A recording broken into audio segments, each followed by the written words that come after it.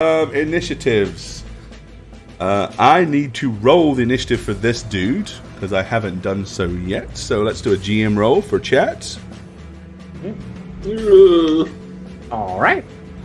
And what does he have? Initiative bonus plus 27. What? No, that can't be right. Oh. Alrighty. He is going right there. I could tie him if I rolled a 20. So Okay. It's doable. There's no such thing as a plus 27 initiative. Alright, so seeing this huge monstrosity leap from somewhere near the back of the cave, come crashing down, the last thing that we saw is he reared his head back, tilted it to the ceiling, and just went and let out a huge, big, bull-like howl, and then dropped his head down with a meaningful look, holding the biggest hammer you have ever seen. Jash, how would you like to react to that? All right, seeing that, and hearing that the voice came from that guy back there, I'm going to see how far I can get. Of course, measuring is the first thing I do, but whatever. Measuring for movement is absolutely fine, dude. Okay, cool. So 20. So I can get here with a dash. Yep. And that's what I'm going to do. So I'm just going to come at this guy, turn, and just start heading So you're in this direction belt here. right past that thing. What's that movie with the... I just noticed that I've got these on. Let's get out. Get out. You need to get out. Yeah, just straight, and then just a turn right. Yeah. All right. You're getting out. I get so out. Jash breaks into a running sprint. Daleth, what are you going to do? Wow. Can I see? I mean, obviously, I can see this guy from where I am over this barricade, right? Oh, absolutely. Easily. Yeah, I'm pew-pewing. Okay, so you want to take a shot at this guy with your rifle? Yes. What is the size difference? He is 2 sizes bigger than you, which means he is 3 sizes bigger than our gnomes.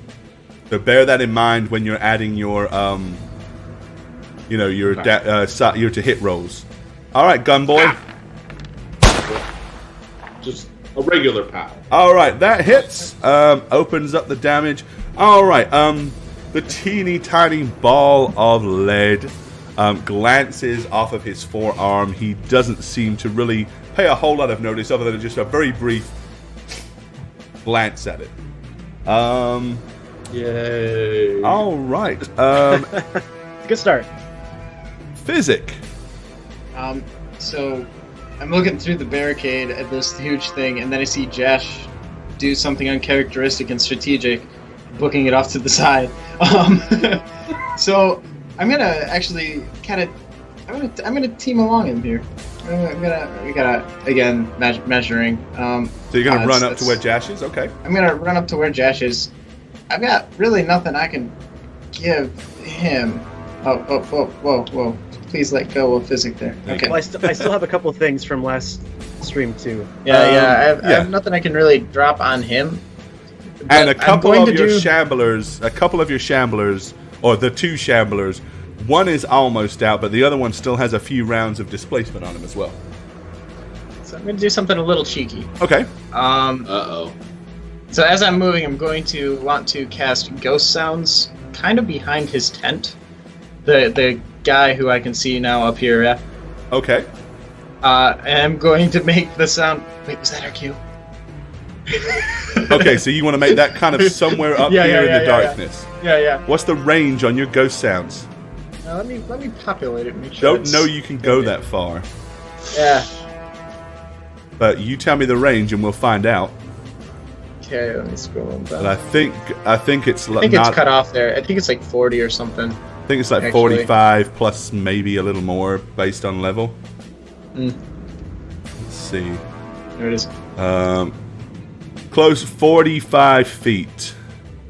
Okay. All right, so maybe not doing that. Then. Yeah, no one near there. I misjudged the distance. I didn't want to measure.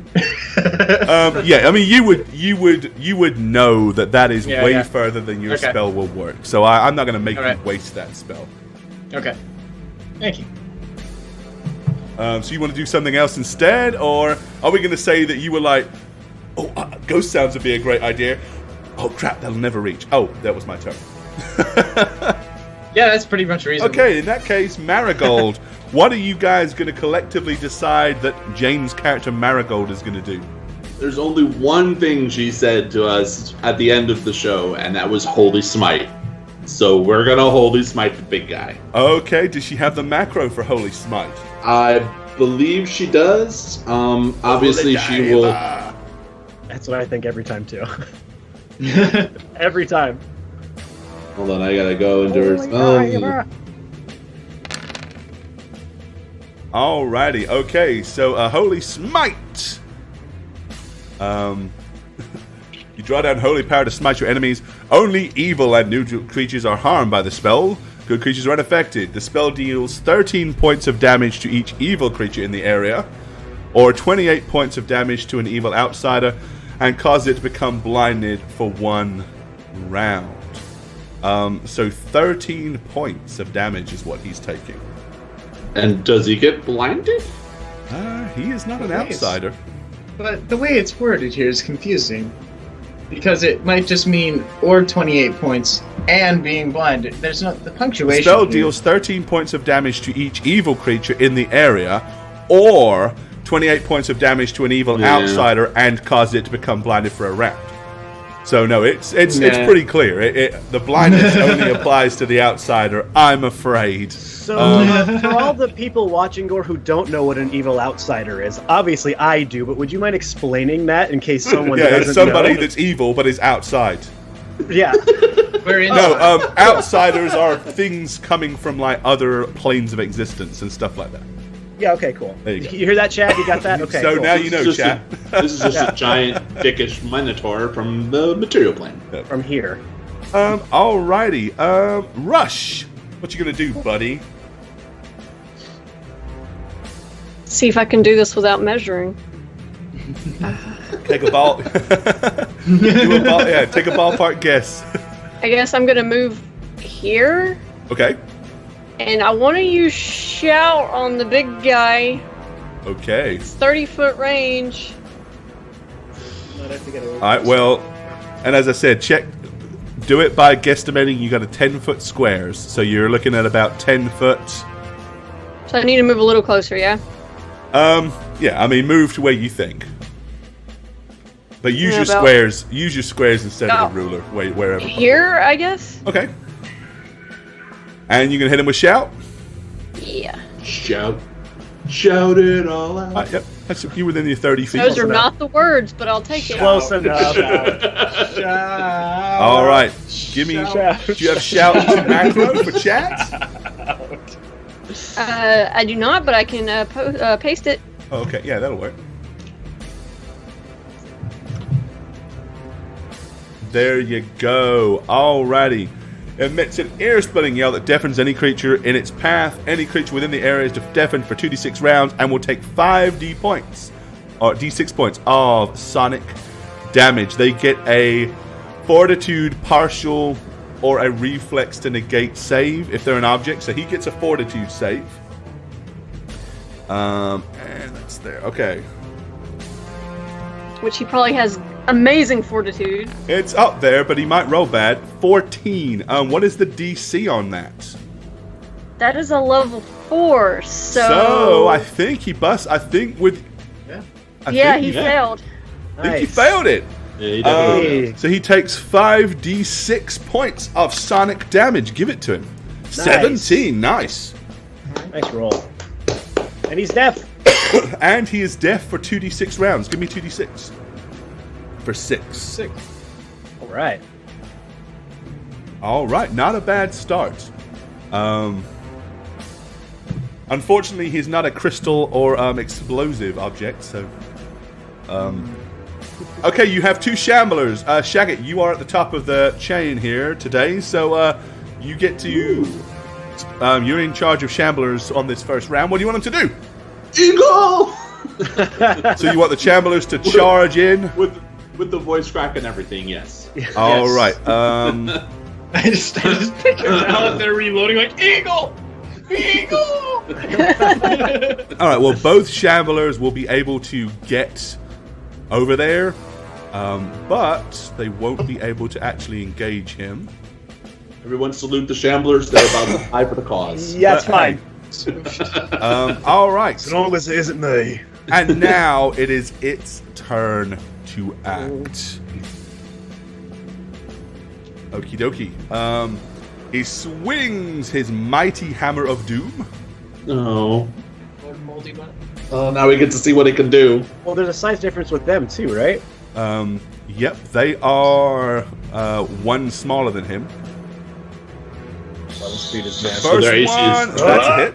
Oh, that's probably a hit. I'd say. Their AC is 21, so yes, that's most definitely it. And then this one is also a hit. But do they have displacement on? They One of do- the bosses. they both do right now. One of them is going to Yeah. be fading in the next 2 rounds. The other one still has like 4 rounds. Okay, so now we're going to roll displacement. Shagit, 2 percentage dice rolls. You want them both to be 50% or under.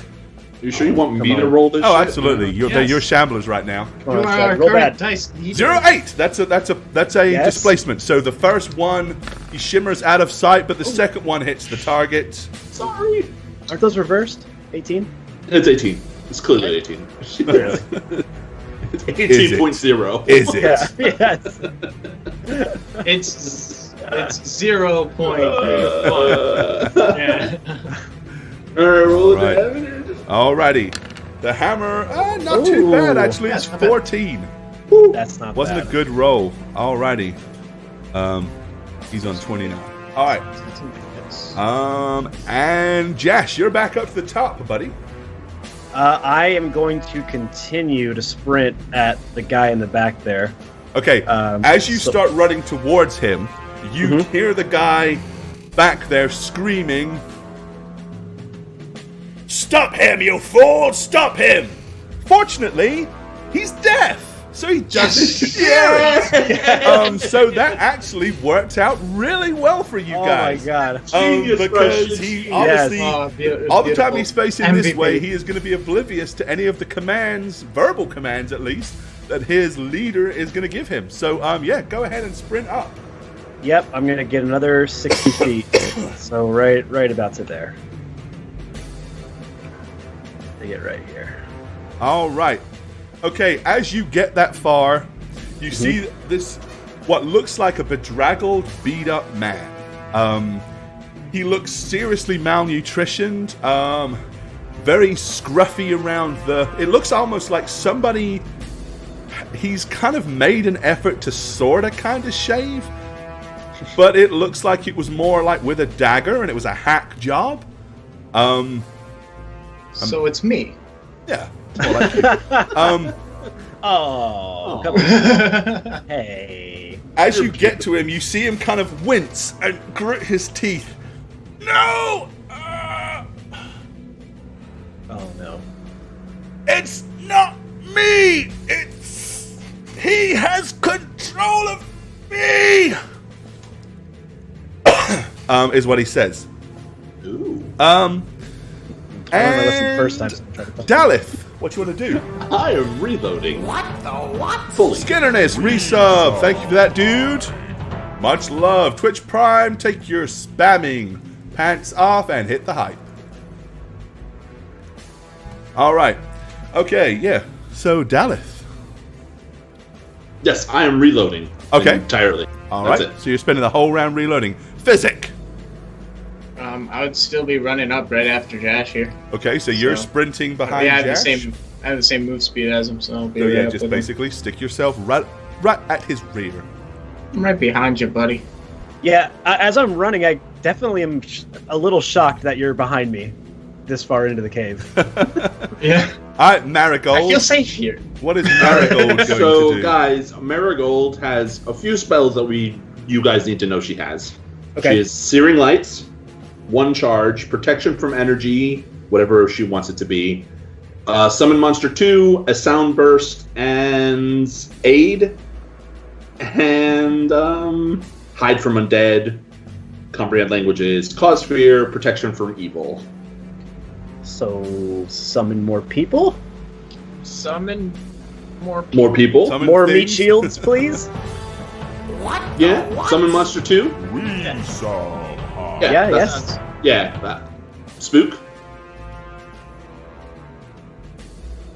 Sure. Double thumbs up. Okay, so what are you doing? Whoa. Summon What's happening? monster. So she's summoning 3 riding dogs. Riding dogs? Yeah, like little doggies. I mean, they're All right. Like they can they're ride, or you beagles. ride them. they're like what collies, is she huskies, summoning? Saint Bernards. You know, Eagles. The dogs. they're dogs. She's summoning dogs. All right, let me get you some puppies. Get the huskies. They look cool. Oh, you know? Get the beagles. They look funny. Whatever I find first is what you're getting. Celestial Zombie dogs. beagle. There you go. It's summon monster 2. It's not a very powerful spell, but you get more of them, right? Yeah, still though, when I think of summon monster and I imagine a dog appears, that's Aw. very underwhelming. I feel. All right, just to make it slightly more overwhelming. Where does she want her dogs? By the map, you know. By the Minotaur map. thing, like here. Well, they're 45 feet, so Yeah, I just kind of imagine her being like, I summon with the like it's like Yeah, all over here. like hardcore and everything, and then like a freaking By the power of golden retriever Tritheria, puppy I pops summon. up and it's like, woof! well, okay. So she could summon a That. bee, a beetle, There you go. or eagle. I mean, come on. Like, there's not much you can All right, really there you summon. go. So she's got 3, Maybe and he's I've allergic made to the bees. Rottweilers just because that looks more epic at the moment. Okay. All right, and as they are summoned creatures, you need to roll their initiative, but they also get to attack immediately. Oh. Okay. Initiative. Jesus. +2 apiece. So this will just be for all of them, right? Yeah. Put them all in the same. Yeah, that's. Ooh, 22. They're actually going to go first. They are. Of course, that was Jane's roll too. And that is Did you a get it? natural 20. And Well, Shaggy rolled it. You get it? I don't know what I want to do on that one, to be honest, because anybody could have took that dice roll, but Fair enough. Look, I'm willing to not take it as the first one. But technically, you did Marigold. roll it. I did roll. Oh, he's also been taking the responsibility of looking at the sheet. Yeah, so- that's right. Jane's not getting it because she certainly didn't roll it. I'm flexible. What does I chat don't- say? Do we give him the 20 or no? Straw poll. Depends on how many people No, voted I don't think we for need a him. straw poll, but yeah, let's just get a consensus. Give it Shagget. Give I it to say him. let him count it as one of his 20s, but not the first one. Yeah, I would agree with Spook. Even though Okay, I there know we go. it's I'll agree with that. But then people are going to be like, yeah, but that's not fair because I bet on Shagget. Well, that's And why if they're we're saying gonna give give it him the to me. 20. I've been on Shaggy. If we're going to give him the 20, I say we give him the 20 and it's going to have to count. It was the first natural 20 rolled by a cast member, and that is what you guys are betting on. So, yep, I'm going to say there's enough people to say yes. So we're going to call it, and if you bet on Shagget, that counts. So there you go. I begrudgingly will let you have this. Natural 20! There. Okay. All right, so we know where the dogs are going, and as I said, they do get to attack immediately when they're summoned, as long as there is something in range. So, let them have at it. All right, so I'm going to roll 3d20. What size are they? They Are are. they medium? They're medium. Okay, so this thing is 2 sizes bigger than them. All right, so add 5 to each of these 20 rolls because Yeah. I'm rolling all 3 at once. So And none of them them. hit. That's about how her summon monsters do normally. No, let me see. 9 plus It's how about much? par with the 5? course. Yeah, none of them hit. Okay. Yeah. But there are little yappy type dogs at his heels, which is a fun thing to imagine. All right, rush. Alright, so I'm gonna step over so that I can see in between the 2 shamblers. Well, this thing is so big, you can see over the shamblers to hit it anywhere from the chest to the head. Oh, okay, so that works. I don't think. And I'm gonna Scorching Ray. All right, let him have it.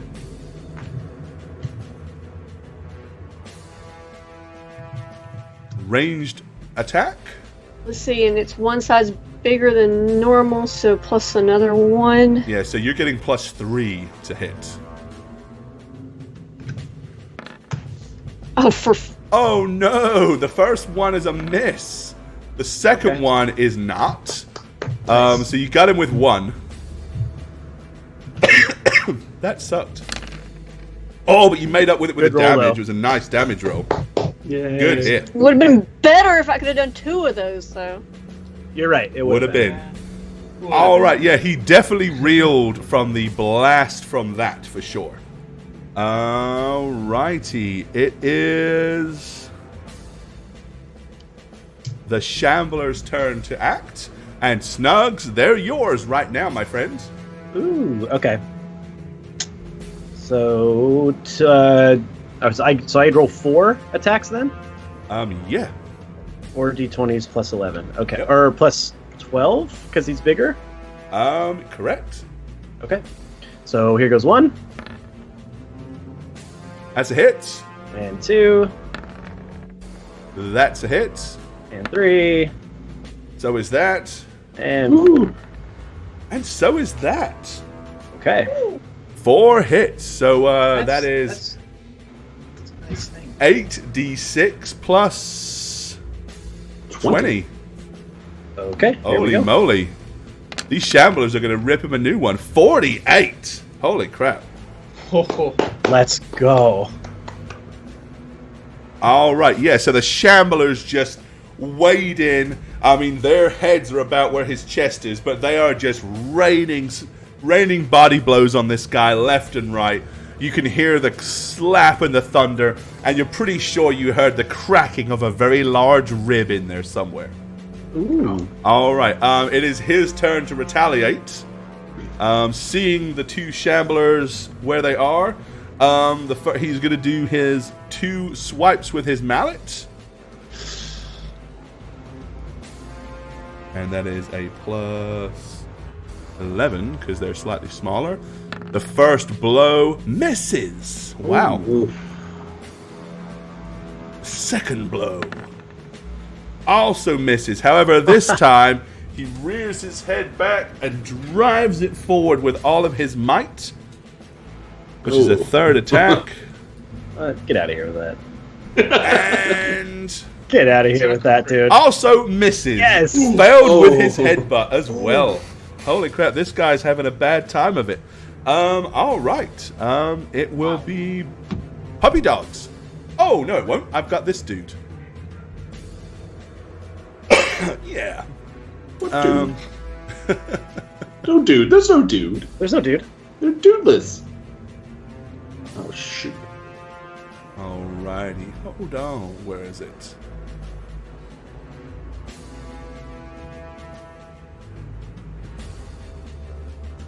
Okie dokie. It's a targeting spell, so it's gotta pick one or the other. And normally I would roll, but quite honestly, I don't think he's probably able really to see Physic sneaking up behind him. You're way too big and foreboding. So, get some. He raises his left hand. As he swirls it, you see a huge, big black cloud begin to appear. And then he thrusts it towards you. What appears to be a spindling black spiral of energy slaps you in the chest. 4. Holy 24 points of necrotic damage. And it, literally, you can feel the, like, you as it hits you, you can kind of like, it doesn't really hurt in the fact that as it impacts you, it's more like a sonic thud.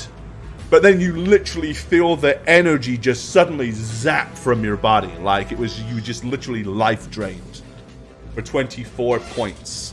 Then a weird thing may or may not happen. It depends if he is within 80 or not. So I've got to measure. 80? Oh, I thought you meant. And he is. Okay. And then what happens? It hits him and ricochets and hits this dude. And he suddenly looks a little healthier than he did a moment ago. So it's like you see him go, and then he comes out of the other hand and bounces to him.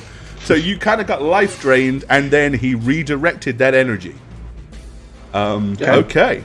Damn it. Hey, he may regret that later. And now it is the puppy dog. So your pups can attack if they wish. Someone else roll for the. We'll do the shamblers because it's not me.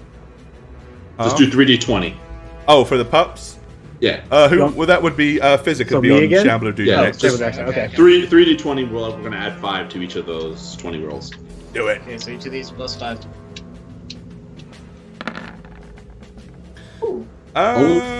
One of them hits, the middle one. Yes! All right. 1d6 plus 3. Roll that 6. Roll that 6. It's not a lot, but it all helps, right? Yes! Hey, it's 6, man. It's bonus 6 points. Alrighty. Jash. I am so going you got to- zapped. Yeah, so I'm going to kind of like falter a little bit, but kind of catch my balance and run up to this guy and do something I haven't done in a long time, and I'm going to try to trip him. Ooh, okay. So I do a regular attack first. Yep. Okay. You do. Okay, that's coming up.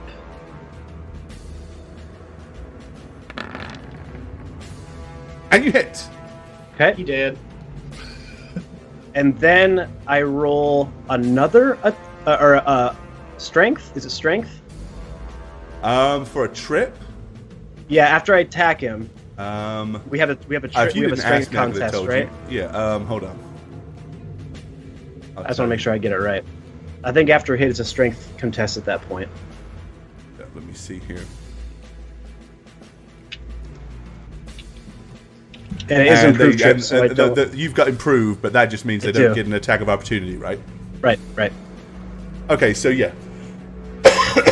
Okay, so what happens is, Sorry. you make a strength check, and it's against his dex or strength, and it's a +4 based on the size category, but you're both the same size, so that doesn't matter. So basically, it's your strength check against his either strength or dex. Gee, thanks then to I- Lisa, buddy. Much love. I have a +4 to trip Yep. because of improved trip, Take and your then I pants also off, have hit your height. +2 because it's a flail as well. Right. So it's going to be this roll +6 manually added to the end. So this +6. Yep, let's go. Okay. Alrighty. Let's go. That, I believe, sir, Well done. is in fact a natural 20. Natural 20! And thanks for a little bit of cheer there, buddy. Alright, Jash. Yeah, nice. The And then I get an Stubbs attack. Gets on the board with a 20 for the night. And I think I his get to hit odds him are again. not good. In fact, he pretty much can't. Okay. Yep. So you sweep your flail down at his legs as he runs forward. He flies through the air and lands on his side. As he hits the ground, however, he changes. Poof. He doesn't look like a sickly human anymore. He definitely looks like a goat man with kind of like orange dye all over his head. He's got lower hanging kind of swooped horns that kind of come down by his ears and circle out towards, as opposed to kind of raised, more like a sheep than a goat, really. He clutches in one hand as he scrabbles to keep hold of it at what looks like a spiked mace, and in his other hand, some kind of ram skull effigy on a pole with rags hanging below it.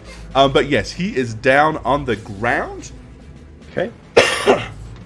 All right. And you moved up to get to him. I did. And so it will be Daleth. Okay. I am going to finish my reload and fire at the big guy. All right, give me just a second. We do that? Okay, go for it.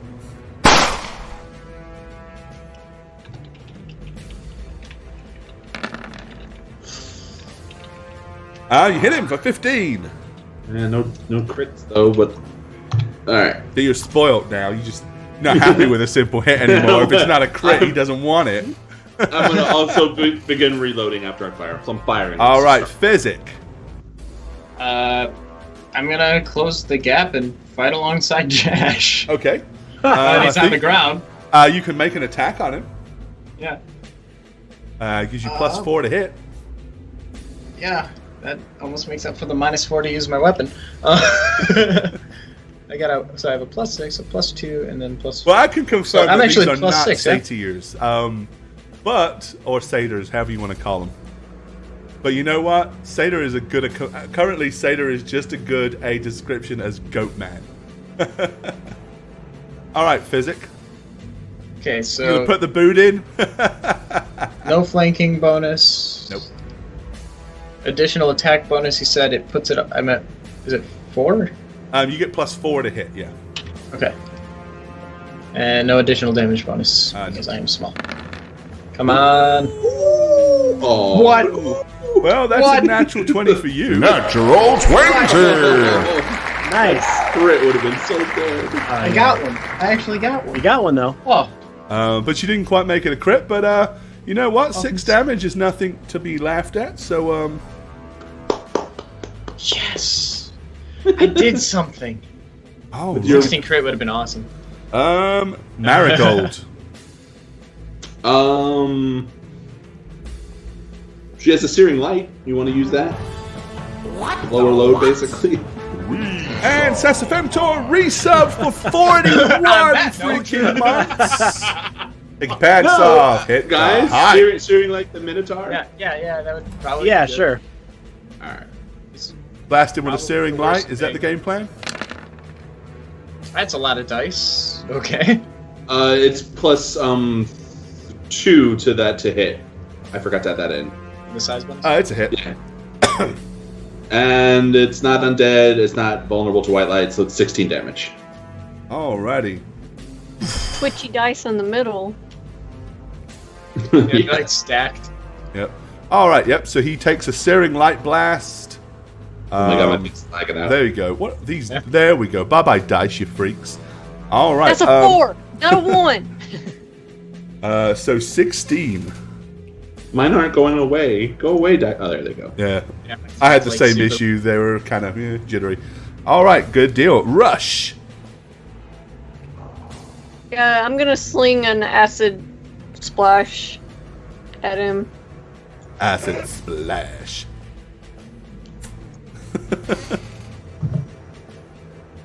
Oh! I got excited because I think I actually had that one macroed, but I wasn't clicked on me. All right. There you go. Acid splash. Okay, you fire a small orb of acid at the target. You must succeed on a ranged touch attack. If you hit, the orb does 1d3 points of damage. Which it does, so you do hit. Do that extra d3. At this point, every point counts. Good, 'cause that's just the point. That whole point. Hey. There we go. Goes into his heart and kills him. All right, He's like, Shamblers. Did you just shoot a Satchmo. snot rocket at me? That's pretty much what he thought, I'm guessing. All right, Satch, you got 2 Shamblers to wade in. 1d20 plus, is it 13 or 12? It's 12, right? Plus 12, For the yeah. size- D20 plus 12 with the size bonus. First attack, I guess I'm doing green to brown, because I like the green guy more, because he likes Okay. me more. Partial. Guy. That's hits. Green guy number 2. That's a hit. Yeah, these Shamblers are pretty PO'd Brown right now. boy. Oh, it's a fumble. Oh. Brownie. Oh no. Stepped in the fire. 1. Ouch. Okay. Well, he doesn't actually punch himself. He's gonna pull him. He's gonna pull a plant muscle instead. So he's gonna take damage and roll for his second attack, which does hit. All right. So roll the first 2. So 46 plus 10 for your green Shambler.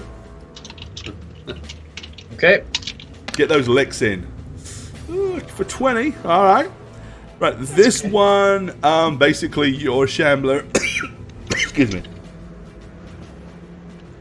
It's going to take 2d6 plus 5 Yep. This is his overextension there. for 12. All right. He's And then he very gets to close. land a blow as well for 8. Oh. All right, this ginormous monstrosity is looking seriously worse for wear. It's clear his breathing has become very shallow and broken. You can see all the internal bleeding around his midsection where the shamblers have just smashed the oblivion out of his ribs and stomach. And it is back to the top. Actually, this guy gets to act, so he is going to... he is not going to get up. How much damage did you roll for damage? Oh, you don't roll for damage on a trip, do you? Oh, the first hit, though, right? Yeah, the first hit was 10. Did you roll for that? So he took a total of 16 it that said round. 10 damage when I hit. And you for the hit him. first hit. Okay, that's what... So 16 total that That's round. what I needed to roll. Okay. Okay. So he has a concentration check to make, which is 16. So he has got to roll 26 or higher to be able to cast this spell. Here is that dice roll. Please do not. 22! Nope. Okay, you see him struggling on the floor to vocalize and get the somatics of a spell, but it just seems to fizzle and burn and go absolutely nowhere. At this point, he starts to look rather desperate. The puppies. Spook, roll for it. Yep, Spook, you've got the 3 dogs. 3d20. And we just add 5 to all the d20s.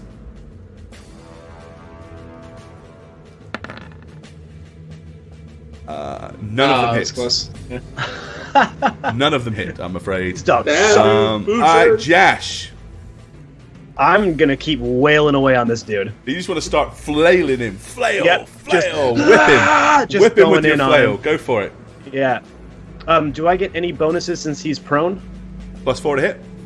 +4. Okay. I think this guy's going to take a flogging. This guy's gonna Full attack macro here. just imagining Physic and Josh like stomping on him like. Ooh, you lucky bastard. Let's go. That's a lot. Natural 20. All right. Nice. So yeah, you bring the flail down hard across his stomach for 10. Then almost with renewed vigor, you kind of pull your arm back and just give it everything you've got. And it comes right down across his kind of neck and shoulder. So that is a total of 28 points of damage that round. Jesus. Good luck saving that one. buddy. That hurts. I mean, he was letting out a couple of very painful yelps and squeals as he was belted by the metal balls of your flail. All right, Daleth. I'm using this turn to reload. Okay. Didn't you already? Physic. No, Okay. it's extra. Okay. Yeah. I'm going to do a full attack. Yeah, get in there, little guy. Yeah. I haven't done that this whole time. I get 2 Kill attacks. steal. I actually get 2 attacks. Here it goes. That's the second dice over, right? Yep. Yeah. Okay. No flanking bonus, but I do get the +4 because he's on the ground. Here we Indeed. go. Come on, flog the crap out of him. Full attack, yes. Here comes. Comes. What happened? I don't know why I rolled 4. Why do I get 4 attacks? Should have only rolled 2. Well, Let's see. Just take the first 2. Yeah. I'm just looking at them and making sure that they are. And the second one wouldn't have the extra 6 there, but it was a terrible roll anyway. Yeah, I so would've missed anyways. So you Wait, hit him no, once that's- for 10. yeah. Okay. Nice. Okay. I club him. Yeah, he didn't like that at all either. Marigold, okay. She cowers back here at the back, but I mean, she has been casting offensive magic, so what's she going to do this turn?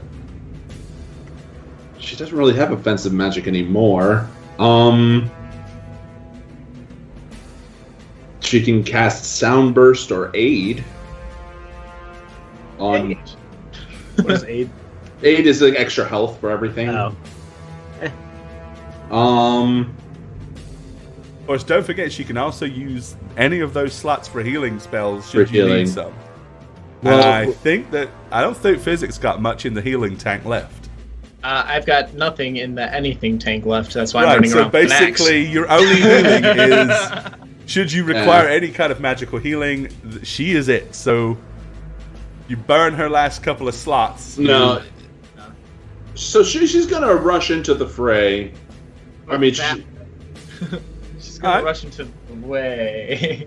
yeah, I think she could only go dar, right? Dar. Yeah. Okay, yep. Move her then. Move her into. So she basically makes a dash action and charges up towards the target. All right. Rush. Just gonna fling another snotwad at it. That might be what kills him. Alrighty. That'd be Okay. hilarious. So that is an acid splash, which will Touch, right? that'll hit Nice. for D3 for another 1. Woo! That might kill him. Not quite. He's still there. He's still Damn definitely it. there. It's like Street Fighter all over again. One of those dogs is bringing it down. I'm calling it. All right.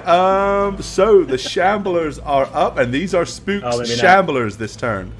Just All gonna right, do it, Spook, yeah. you got I didn't know they D20 hadn't gone. plus 12 4 times. It. Just. Oh, potential crits on that one, and it is a Oh, crit. yeah. Okay. And then the last hit. Oh yeah. All right. Okay. So we've Uh-oh. got 1, That's 2, funny. 3, 4, 5, 6, 7, 8, 9, 10 D6 plus 20. 10 D6 plus 20. This dude's taking this turn. Wow. Shamblers, man. Hey, aren't you glad you brought them in? 50. All right. Does that Okay. count as massive damage? So the green Oh, one basically hits him twice real hard in the midsection, cool. and you see him drop down to one knee in pain and agony as he kind of lets out a loud and blood spits everywhere. Seizing the opportunity, the brown one leaps up into the air, brings both of his hands straight down on top of his cranium. He kind of, you see the guy shudder again as his second knee drops to the ground. His eyes roll back into the back of his sockets as you begin to see blood pouring from underneath his thick mane down the sides of his head, and realize that the Shambler just cracked his skull clean open. He collapses to the ground. He is dead. Woo. Awesome. Much for the chosen, eh? Fresh meat for the pups. All right, up here, seeing his monstrous creature hit the ground, he suddenly looks in utter fear. He's using this action to roll into the cave. So he literally doesn't try to do anything else. He just side rolls into his hut. That will provoke an attack of opportunity from both of you, so you can both make a single attack of opportunity on this guy. Okay. I would like to do that. Just Is it still roll. plus 4? Plus, Plus 4 for prone? Yeah, he's still on the ground, so +4. He still counts as prone. So you both get one good whack at him. And at least Jash capitalized on it.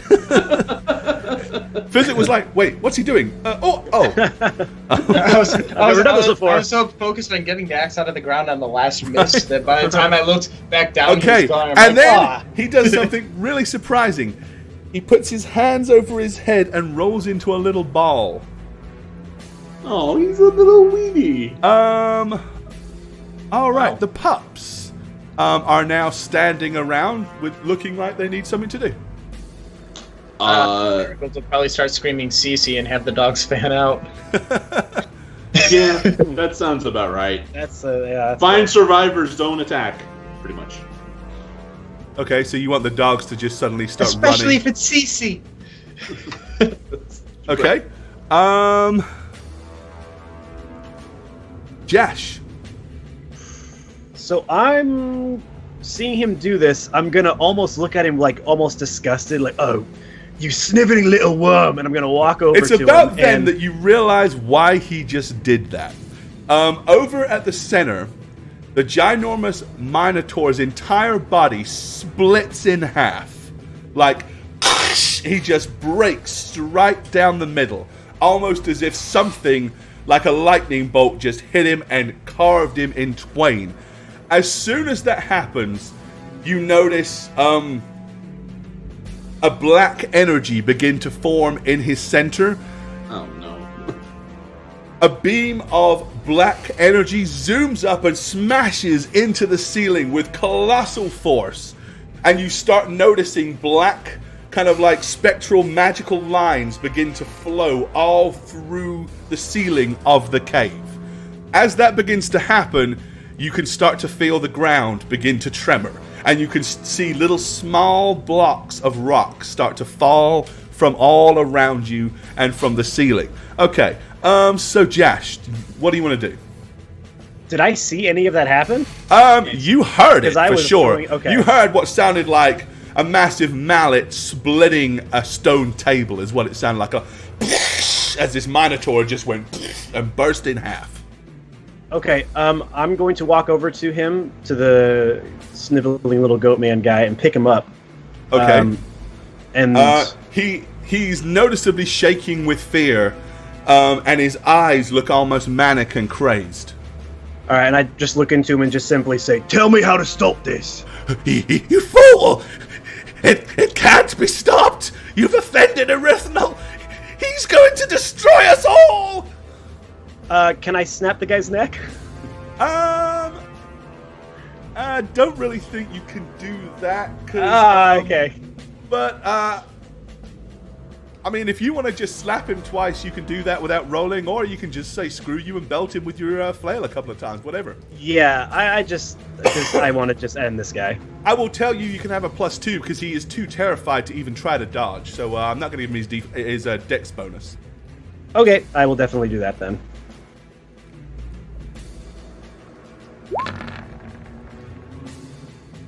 Okay. All right, let's see, where are we at? Okay, you smack him for... You only made one attack? I thought you said just one. Oh, I'm sorry. You I'll roll a second yeah, one. you can hit him twice. You got a full attack still. I apologize. Okay. But this one would just be regular because it's -4 to hit, right? Yeah. For the second attack? Okay.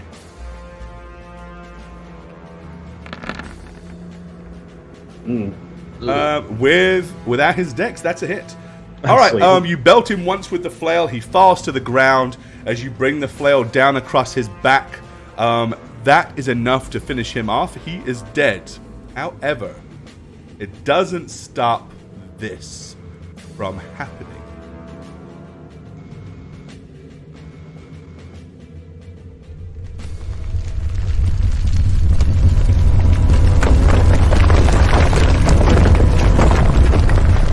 Okay, from behind you, you start to hear all this crazed sound of rubble and stuff just collapsing. It sounds like vast amounts of the cavern have just collapsed and caved in. Oh, damn it. Oh. She wasn't dead before, she is now. However, it didn't affect the area that you are in. It definitely seemed like it kind of like the black magical tendrils flowed down into the cave behind you before whatever happened occurred. So as it stands right now, the area that you're in, other than a few minor rocks and things falling, is now just an empty, voided area. Uh-oh. All right. The two shamblers look at each other and for the first time show an element of humor as they both high-five each other.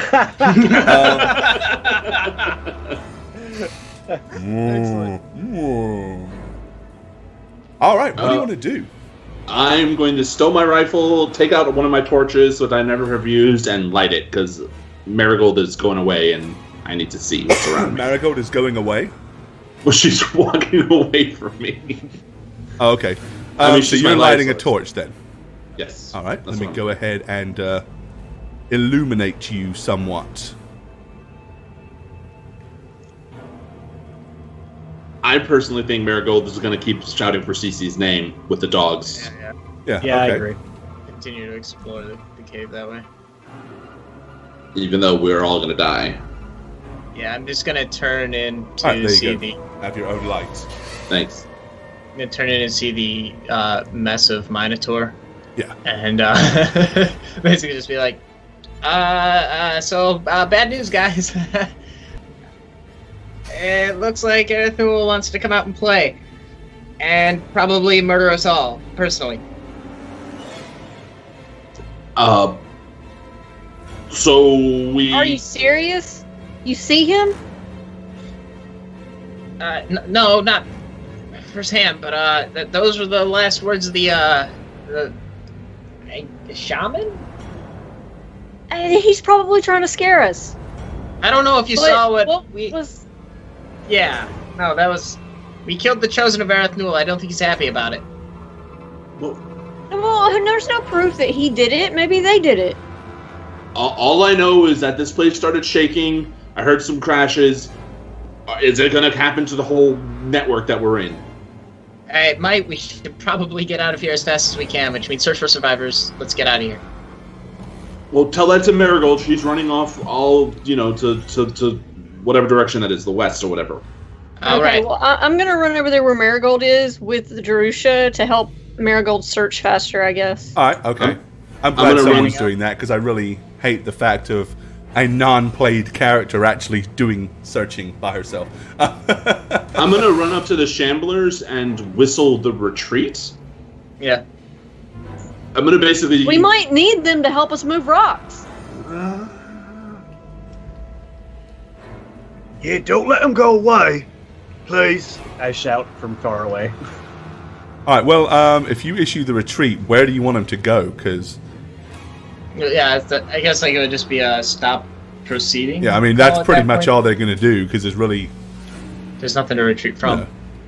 Okay, so yeah, they're just going to stay there. Okay, so if you guys are splitting up into little groups, so Jash, what are you doing? Well, yeah, I was going to check, since I killed the guy, I'm going to kind of look through this area to see if there's anything I would find interesting in here. All right. Okay, clearly this large kind of bone structure, the framework of it obviously was created from some huge, massive beast. There's a huge, big... What it looks like the entranceway is the bottom half of something's jaw. And then you kind of realize just how big this thing must have been. Possibly a dragon, if not some colossal type of lizard for sure.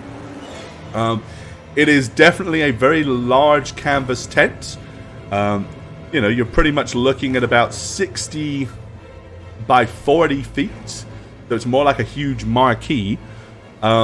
Inside, there is a plethora of weird stuff. Bizarre, strange totems, weird-looking little effigies that almost look like little beasts. There seems to be a slab with some clay, a big pile of clay on it. And it actually looks like the person was making little figures of humanoids. Little teeny tiny clay figures. 1 second. Okay. Okay, whatever the intent of those were, you're sure it probably wasn't something particularly pleasant. At the back of the cave, however, something definitely catches your eye, a glint. As a candle flickers in the very far back corner, something yellow and shiny reflects off the candlelight. I definitely walk over to it. Okay. Sashaying your way over to it, it would appear that a great deal of the wealth that probably belonged to the nobles that was on that dirigible has found its way into this guy's possession. Because at the very far back is a basically probably what was at one point little more than like a vegetable crate is overflowing with gold and jewels and jewelry and gems and finery and various different forms of noble regalia that was laced with gold filigree. Probably as much wealth as you've ever seen in your life. We've lost him. Okay, yeah, you would never see Dash again. Bye. He just hides in the gold. He would be down here in the back. So yeah, you use that ring of teleportation with one ring, grab the box, and go. Poof! I'm out. That's Okay. it. Bye. Okay. All right. So that's what he was doing. Next I'm going down the initiative order. So Daleth, what are you going to be doing at the same time? I was looking to the east, seeing Jash disappear into the tent. I'm going to poke my head and be like, "There's stuff, maybe this way." Okay. You see, Yeah. that's To you, yeah. Okay. No, I got plenty of stuff right here. Jash is in the you basically see Jash kind of crouched down in the far back right corner of the huge big tent. My heart skips a beat, and I follow him in. I'm gonna see what he's looking at, basically. Okay, I mean, in the next turn. All right, so you see Daleth kind of moving in slowly down towards you. All right, let's scroll over here and see what everybody else is doing. All right, Physic. I kind of went in the northward direction of west. Kind of seeing, because I'm assuming this is just like a short splint that I can look under and see Marigold and rush through. Yeah. So I don't feel terribly threatened out here. I'm probably going to start sneaking my way up here looking for any sort of thing that looks like, I don't know, somewhere you'd wrangle people up. All right. This seems to be their main chamber. Alrighty, let me just notice I missed something, so I'm just going to put it. Where did you go? I can't see shit. Hold on. I'm north of you. Are you up here? Go, Jerusha! Be my flashlight. There. Is that a door? I'm just going to look to see what it looks like on the... give me a second. Oh, you're nowhere near me. Yes, down there to is a... Move that a little bit, make it a little easier to see. Alright. Alright. It doesn't so much look like a door as more like a movable barricade of wooden beams that have been stacked up, kind of like on top of each other, more like a sideways fence. Okay. Marigold's gonna come up here with you so there's more light. Yeah. Okay. I figured I was going to call them over when I saw that, so. Alright. Oh, I have Jerusha turned around backwards. There we go. We might want to look into this. Alright, and Rush, you're down here at the bottom, and I'm taking it you're investigating this little hut. Much like the other huts that you've seen, little more than bones, rudimentary items of food, and makeshift straw pallets. Right, so Rush sees nothing. Pretty much. Nothing of value there, anyway. Physic is making a fuss, though, kind of trying to call people over, like, hey, guys. Okay, so you're trying to get everyone's attention. Alright. Yeah. What is it? Is it Cece? Me? That was good. Yeah, yes. That's Marigold, Yes, I'm taking is. it, right? Meanwhile, over in the big tent,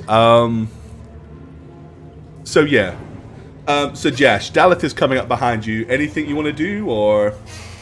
I just want to kind of find the things that look like they might be the most valuable to what I would think and just kind of start putting them in my pocket. Start grabbing and pocketing? Yep. Okay. Yeah, I mean, it's pretty obvious that that's what he's doing, but... Nothing Okay, to so yeah, Daleth, over-encumber as you walk myself, up, you're basically seeing Jash snatching big necklaces that have got gems hanging on them and are made of gold and stuffing them into his pants or whatever. I'm just gonna give Jash this look as I look at all the other things around. Want to search through it, rummage through it, see if I find anything of worth to me. Okay. There's a lot of fine clothing, for sure. Okay. Other than the fine clothing, it seems to be everything of any real value is in the Jash box. I mean, on the open market, a lot of those clothes would probably sell for 15, 20, maybe even 50 gold for some of the robes. But compared to what Jash has got his hands in, yeah. So I'm gonna be gripping some of the clothes and like throwing it on the ground, like damn it! I'm gonna turn and kind of stomp out. All right. Hoping for ammunition or something. Yeah, that's what I'm doing. Okay. All right, let's scroll back over to this side. All right. So, Marigold and Physic. So yeah, you're in front of this makeshift door. Obviously, Marigold comes running over whenever you saying, "Is it CC?" Whenever you start calling everybody, "Hey guys, hey guys." Doesn't look like anybody else is really paying much attention to you though. At that point, I'm gonna go up to the door. I'm gonna like kind of knock on it, like, "Hey, hi, hello." Okay, you hear a voice on the other side, kind of broken and shaky. Were we making too much noise? I'm sorry. Don't beat us. Is CC with God. I'm just gonna. Can I start pulling on the door to like try and like take it down? It's not. It's within my like. But I'm trying to explain to Marigold that maybe the door should be open. Right. Yeah. So you're gonna kind of start grabbing it and yanking on it. Give me a strength check. This is gonna be. It is entirely possible that you might be able to do it. Strength, hero, physic. Here we come. Marigold would help. But not. Yeah, probably. Okay, so then after seeing that, Marigold's gonna help as well. Okay. Well, then with the two of you and with Marigold being such a large lass, yep, you're able to snatch and pull the door asunder. It was really just kind of wedged in place, and honestly, it was probably fear more than anything else that was making whoever was on the inside stay there. But before I pull that back, you know what we're going to do? We're going to take a short break. What were we about to do? Oh, yes. I know what we was about to do. Bye, Satch. Oh. We weren't kidding when we said we were going to kick him out. He's gone. That was an accident. That was an accident. I was trying to move the cat, and I hung. Yeah, but this wasn't. No. Oh, that would have been so good. All right. Where was I? Okay, let's get back the audio that belongs.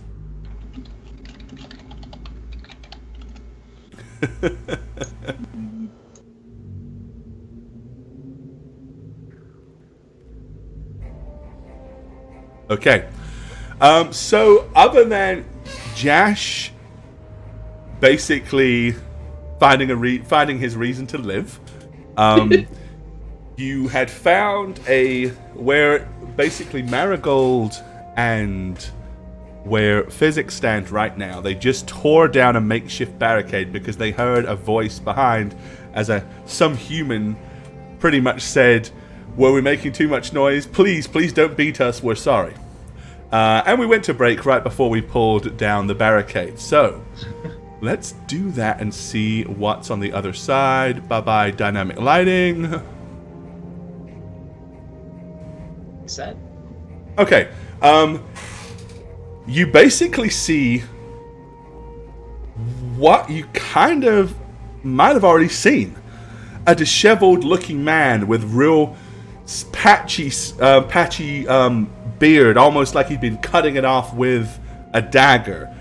He's old and disheveled and looks in serious malnutrition shape. He looks identical, in fact, to what the shaman looked like at the very beginning. He kind of looks at you as the glowing shield kind of like shines light into him. He's like shielding his eyes from you. If we were making too much noise, I'm sorry. It's okay. We kind of killed them all. You killed what? The goat people. The beasts? All of them? There are so many. Are you sure that they're all dead? Are you sure none of them are hiding? Probably. No, I'm not over there. Sorry. They'd be wise to be hiding. Okay, so everybody else at this point can hear a conversation going on somewhere in the cave. I see a girl in the back. Does it look like Cece? It's hard to tell. Whoever that is curled up in a little ball. The hair is thick and matted through months and months and months of probably no washing or whatever. And instead of dresses or any kind of real clothes, she's pretty much just wrapped in green rags. Cece, is that you, Cece? Hello? She doesn't answer at all. In fact, she doesn't move. I'm gonna push my way in here. Excuse me. Okay, pushing your way in, it's enough to basically, he's so weak, as you barge past him, he loses his footing and drops to the ground in such a feeble state. Visit, take care. I'm gonna keep pushing past. I guess do I have any spells I can sack to heal them for 3? I don't know, so low. I don't know you have any spells. You might have a few cantrips. For what? I know points? I have a couple of cantrips. I can give him a point of health, or I could sacrifice. Oh well, it has to be a druid spell I sack. So, I'm not gonna get rid of that. I like that one. That's a good one. Okay. So Jane, I'm gonna give him one. Laying heal. on the ground, there's another man who's kind of curled up on the floor. Again, looks incredibly thin and malnutritioned. There's a bit of a horrible smell coming from him as well. That being said, they all kind of stink. I'm gonna lean down and see if I recognize him at all. Okay. Excuse me, you okay, sir? From underneath the dirt, you're able to see a couple of purplish tattoos that you recognize. He definitely was part of the nobility. But he's almost irrecognizable at this point. Give me a heal check. Okay.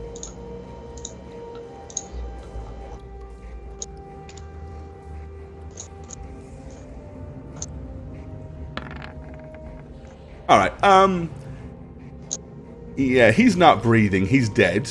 The smell, he looks a little bloated on the stomach.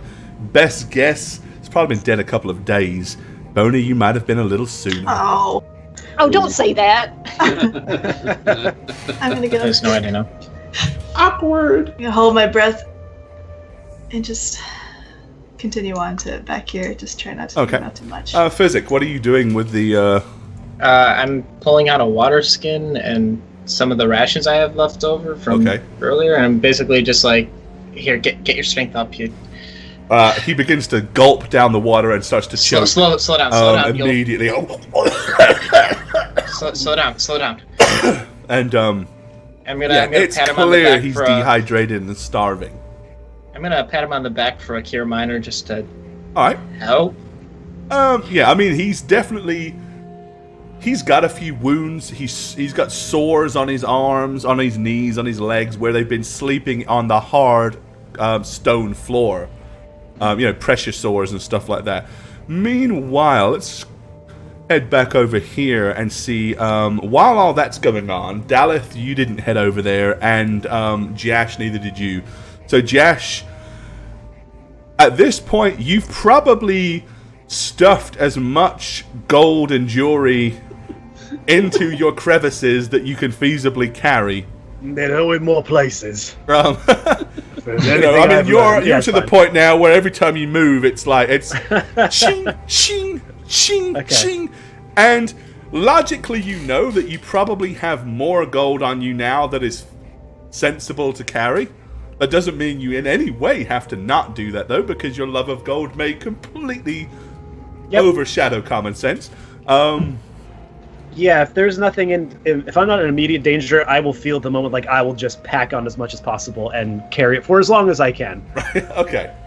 So short of some of the more tacky bronze and silver pieces of whatever, no, and a lot of the loose coinage, which just doesn't seem to want to stay. It just keeps falling out from your pants legs and out by at the bottom of your boots. You've got most of the good stuff. Perfect. Alright, so Daleth, while they're doing all of that, what are you up to? I am searching this eastern quadrant for anything The box in front of me, the tents, if there's another entrance that isn't... there appears to be a large, functional wooden gate in front of you. Is it see-through? No, it is not. It's more like panels. It's very rough and rudimentary, but they've done a reasonable job of setting this thing up. There's actually a wooden frame around it, and it looks like there is actually a latch to open it and pull it open. So first I'm going to listen. Okay. And if I don't hear anything, I'm going to then open it. Alrighty. Because I don't want to get like jumped on by gigantic goat bastards. Ooh. No, you don't hear anything, so feel free to just open it. I open it, yep. Alright. It is barrels and crates. Various different ones. It looks like probably the majority, and most of them are marked with familiar labelings of Azamir merchants. It would appear that this is the largest portion of the supplies and actual things that they might have salvaged that were intact on the dirigible. Alright, so there's probably a fair amount of consumables here, both liquid and physical. So I'm going to enter and basically look at all the markings, see if any stand out to me. Well, there's 4 or 5 barrels of good local Azamir ale, a couple of which have been emptied and are discarded to the side. There's a bunch of crates that had some very carefully packed vegetables. All of those by now are either gone or have rotten. However, there is a large amount of salted fish and even a carefully cut up and salted entire pig is in one of the spread out over 2 or 3 of the crates. So either they were going to be doing some serious trade, or that they were really going, whole hog out to make a really solid offering to the Lords of Spheros. Got it. Okay. But yeah, there's a lot of food here. Enough to sustain, a large group of people probably for months.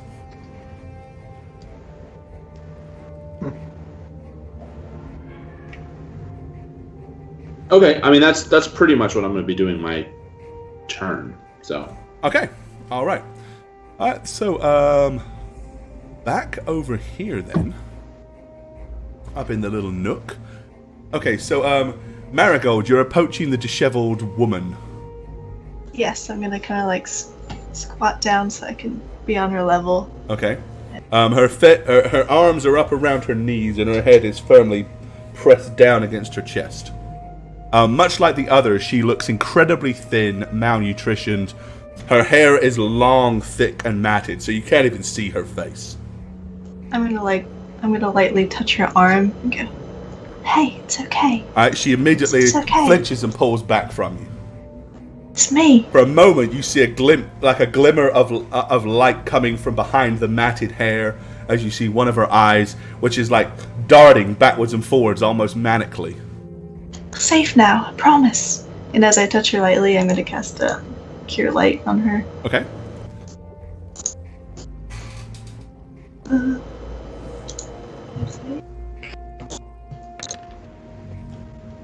All right. Nice. Much like the old man, you, or whatever he is, however old he is, you managed to clear up a few basic scratches, bumps and bruises and sores, but she's not suffering much from physical damage. It's clearly more malnutrition, dehydration, and possibly quite a lot of mental damage as well.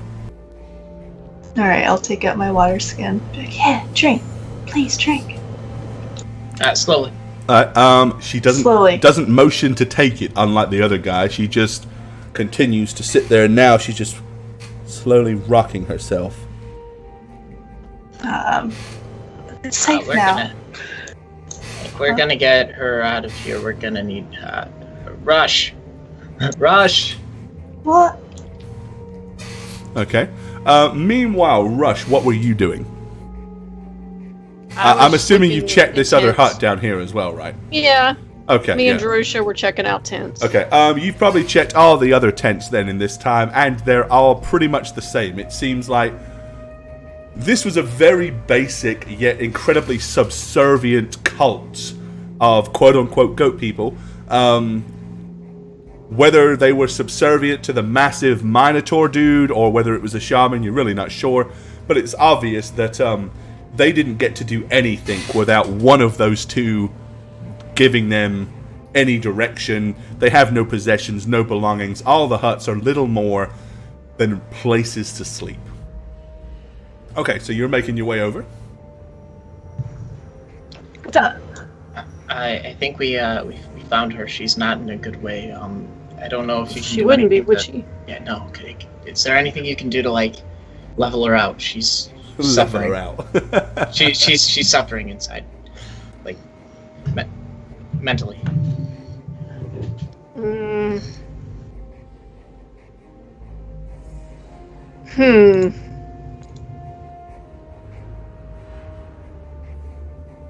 I've got hypnotism. Don't think hideous laughter would help right now. No, maybe not. Maybe not the laughter. Would de-stress her. Could be some very inappropriate humor at this point. You hear Dallas say this as I approach from the darkness, like stress relief, you know. What is this, Rajneesh? No. I don't think she's in the mood. Yeah, I don't think she has mood right now. If you want to get her in the mood, that's Rush's job. Yeah, He's good at getting ladies in the mood. Go help Miracles. And I'm going to turn to the other guy, basically, and just like see how he's doing with the food. Is he alright? He is eating the food now vigorously, sipping on the water. He's pacing himself enough to where he's not going to choke to death anymore. But he doesn't look like he's gonna. He's kind of sitting cross-legged at this point, leaning up against the edge of the stone wall, just with a big smile on his face. Physic. There's more food and the boxes, storage space. Okay. Which tent? Not a tent. It's just a alcove in the network. Okay. I'll stock up for the return trip. Why don't we bring them out towards the fire pit and the shambling mounds? And I don't want to startle them that badly yet. They've just been tortured by monsters, and no offense to the shamblers, but... Okay. As he's stuffing food, he says,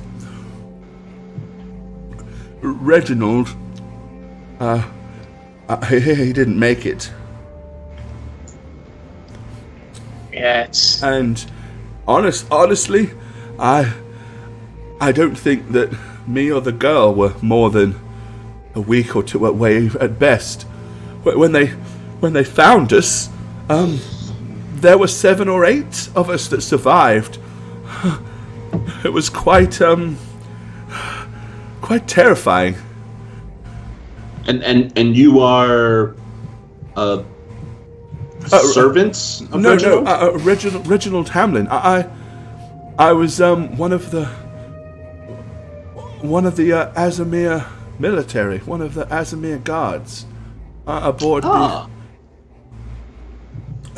we was aboard the dirigible flying, and there was a loud exploding sound come from the rear of the vessel, and smoke and flames erupted, and we began to circle out of control. It seems like something had happened to the control carriage that hangs directly below the dirigible itself and above the deck, and as I said, it crashed down into the ground, tearing through trees.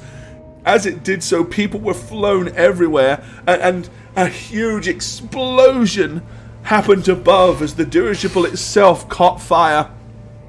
And most people, or I'm sure everybody above deck at that point, was killed. And then finally, it come to a grinding crash.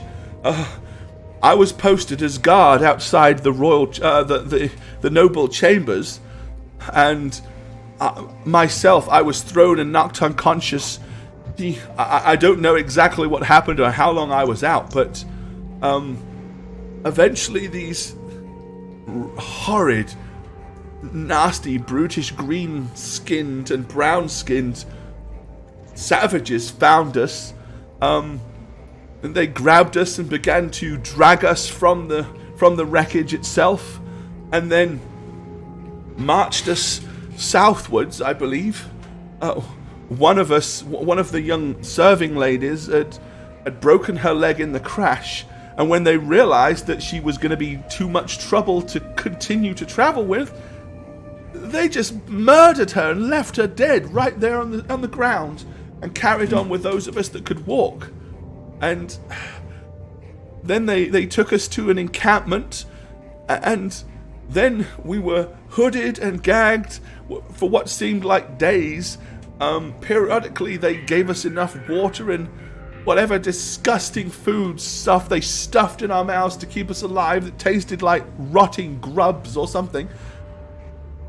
And then we found ourselves a good while later being transferred to some other creatures, and that's when we found ourselves here. And they've been using us as slaves ever since, whipping us, beating us if we dare speak, barely giving us enough food and drink to stay alive. Since we've been here, as I said, there were 7 or 8 of us, and the rest have all since passed away. My friend here, he was an Azamir noble, and he passed away only 2 days ago. At least I'm guessing it was days. It's been very difficult to keep tap of time. And is the lady that Marigold with Cecilia? The mute girl in the corner. It was. She hasn't spoken a word or done anything except wander around in a strange trance for the last month. I haven't been able to get her to speak a single word. When they open the gates and pull us out, she goes about her duties quietly and blindly, and then she just retires to the corner. Has been everything we can do to try to get her to eat and drink anything at all. We've only kept her alive by forcing things into her mouth. I think that while she may still be here physically, I fear that mentally all that Cecilia was is long gone.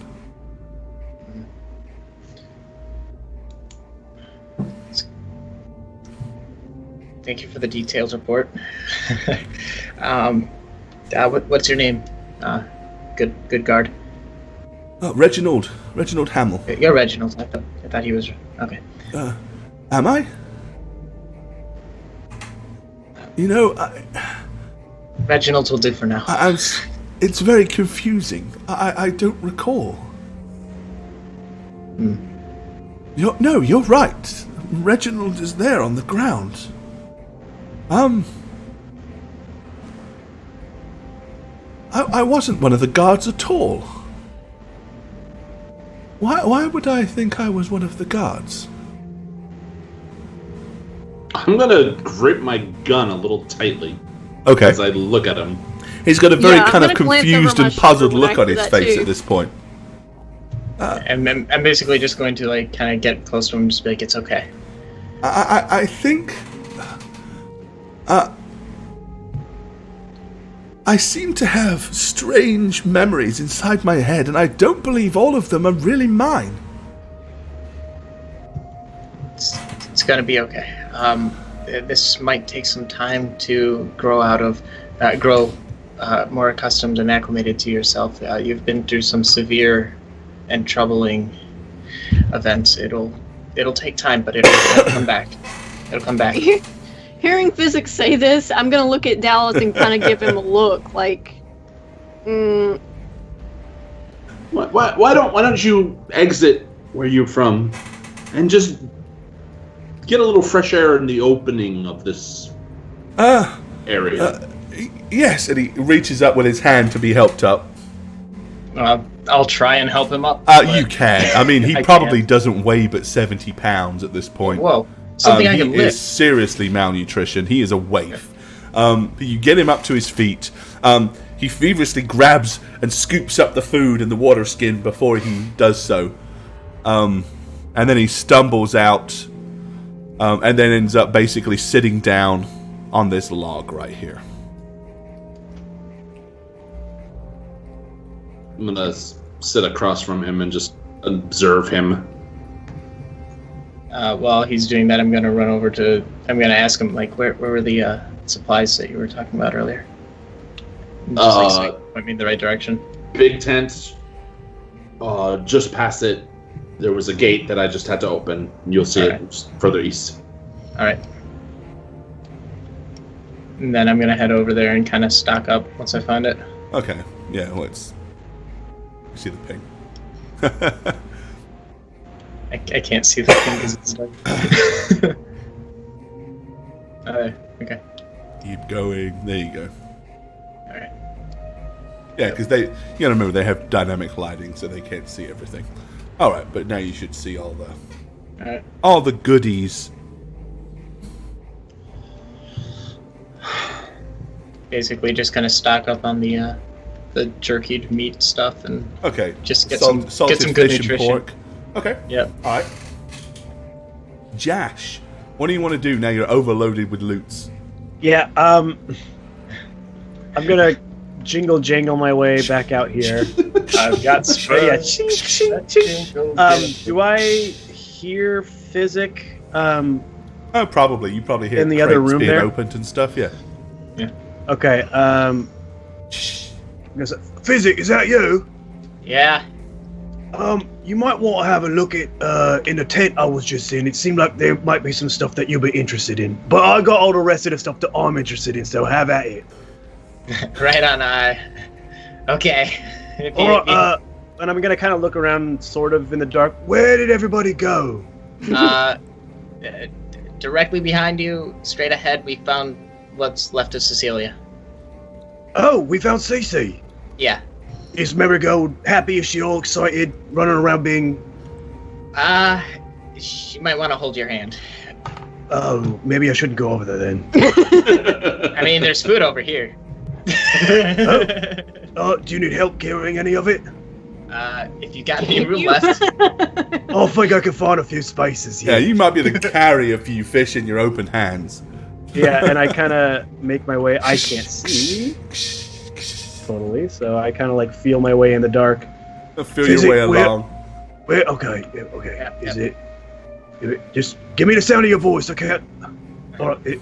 Follow the sound. Oh yeah, because you have no light source at all now, do you? And neither does physics, so you literally can't see. I mean, I have good low light vision. I can kind of. Yeah, I would light a torch at this point since I'm not in any danger. Alrighty, let's do that, shall we? Yeah.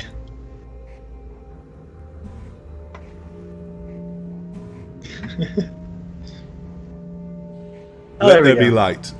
Oh, beautiful. You said there's food. Yeah, and ooh. Food and lots of food and a lot of ale. I didn't notice the ale before. He didn't mention the ale before. Maybe just a taste. Okay, but we need to stay sharp. Sharp. Yeah, just limit yourself to half a drop. I already took 3 drops. Is that is that gonna be a problem?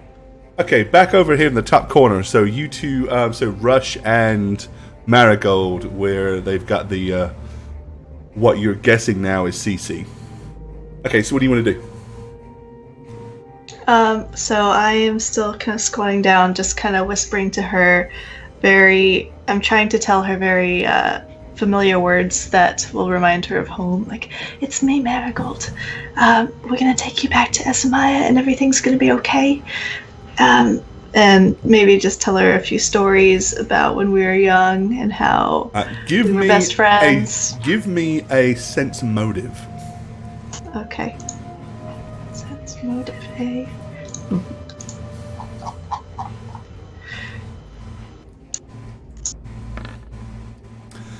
All right. as you say all of these things to her, literally there is no change in her facial expression at all. No eye dilation changes, no eyebrows raised, nothing. The entire time, all that happens is her eyes through her matted hair are just going.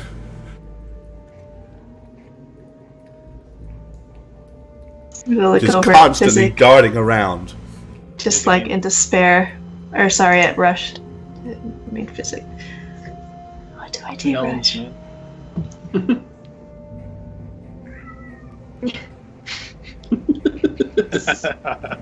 Sweetheart. I'm gonna snap my fingers in front of her face a little. Alright. Okay, you're like... And again, all that she's doing is... Her eyes are just literally darting around at 100 miles an hour. I'm gonna cast hypnotism. Okay. Yay. Hypnotism. Alright, excuse me.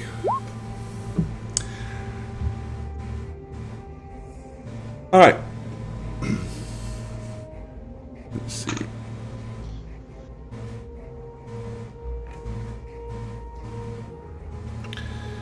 I won't make you roll the hit dice because that's not relative. So willpower negates, and let's go ahead and roll that.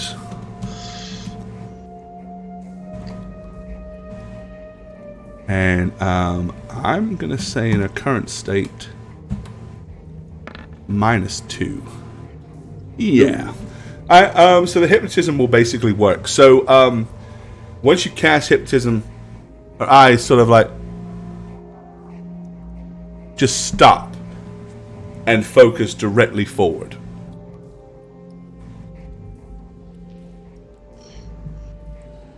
So basically, you have her. Yeah, you've got her attention, so you can kind of make suggestions and requests seem more plausible. We're gonna help you. And then I'll hold up the water skin. You should drink this. It's gonna help you. Drink some water. Okay. When you say drink some water, she takes a couple of short, brief sips. Someone get me some food! Continues to stare blindly into the dark. Quickly, quickly! Food is coming.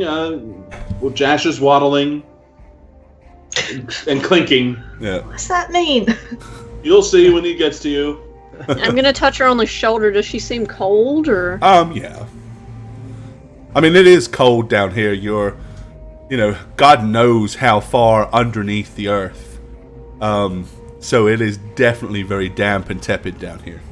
Alright, so I'm gonna take off my cloak and put it on her. Oh, it's actually a cloak of resistance. I guess that's all I have, so. Hey. Speaking of which, is this guy who's in front of me naked? He has pretty much just like a rag loincloth on, and that's about it. Does it look like Azamire underwear? No. It looks like rags. Okay. I mean, you could probably put both of your hands around his thigh at the widest point of this, like this. Okay. And touch fingers. He's that skinny. I think we do need a loot emote after all. I was just trying to ascertain if it was, in fact, he was on the dirigible and not just another, like a Nagashi prisoner or something. But okay. Sweetheart, do you know who you are? At this point, you have his word for it and little else. Okay. What were you saying, Rush? Do you know who you are, sweetheart? Just... Cecilia? No. You don't know? No. We're gonna take you home, okay? Home? Home? Azamire. Warm and safe? Safe.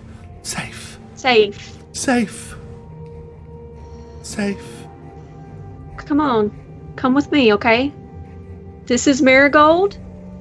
We're friends. We're gonna take care of you, okay? I need a 2d4 from you for the duration.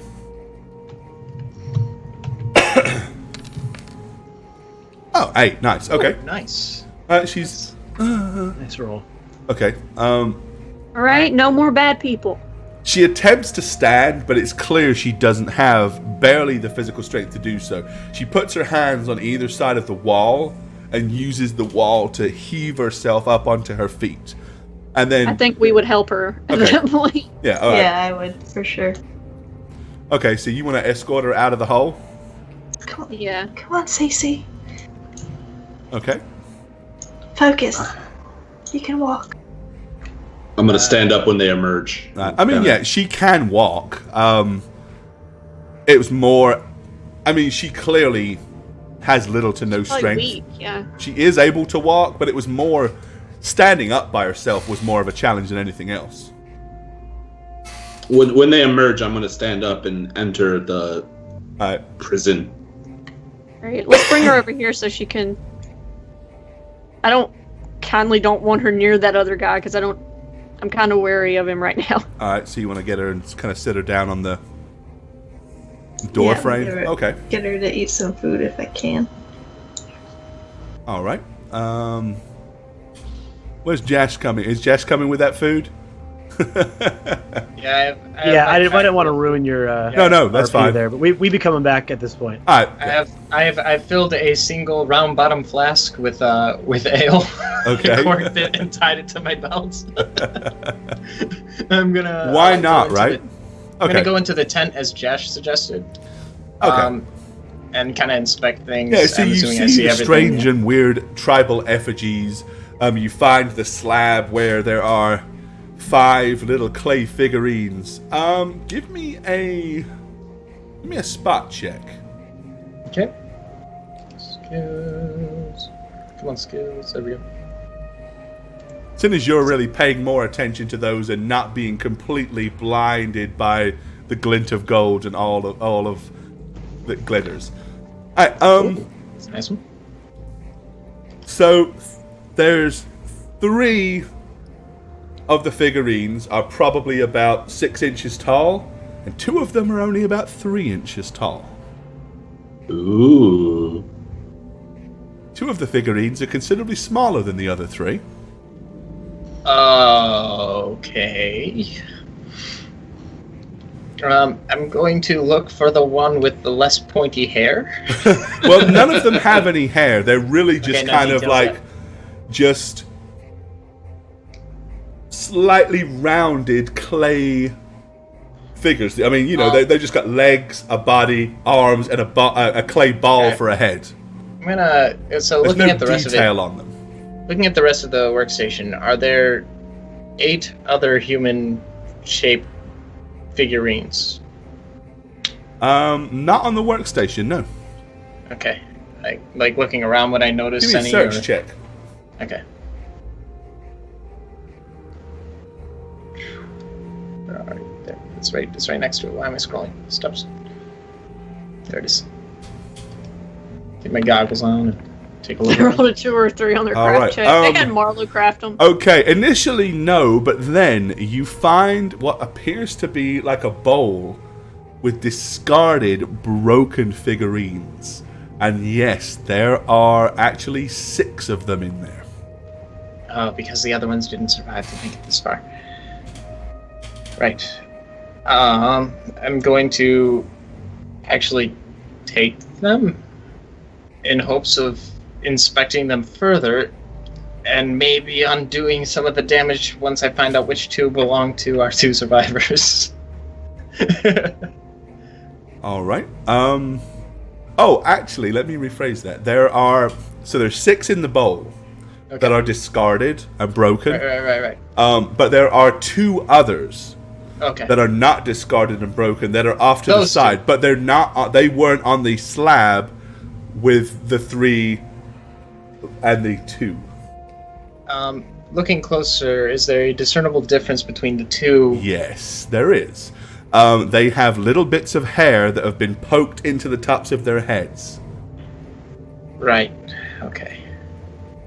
One of them has kind of like a dirty blondish hair, and the other one has like a black hair. I'm going to... That's not creepy at all. Take those gingerly. Okay. Very gingerly. And crush them underfoot and see what happens. Very gingerly take a bite out of the... which this actually solves a couple of problems, maybe, but hold on. So I'm going to... No. I'm going to put the head from the little one over there on the big... as long as the other ones haven't been activated. Now kiss. No. It does, Katie. Thanks for the host.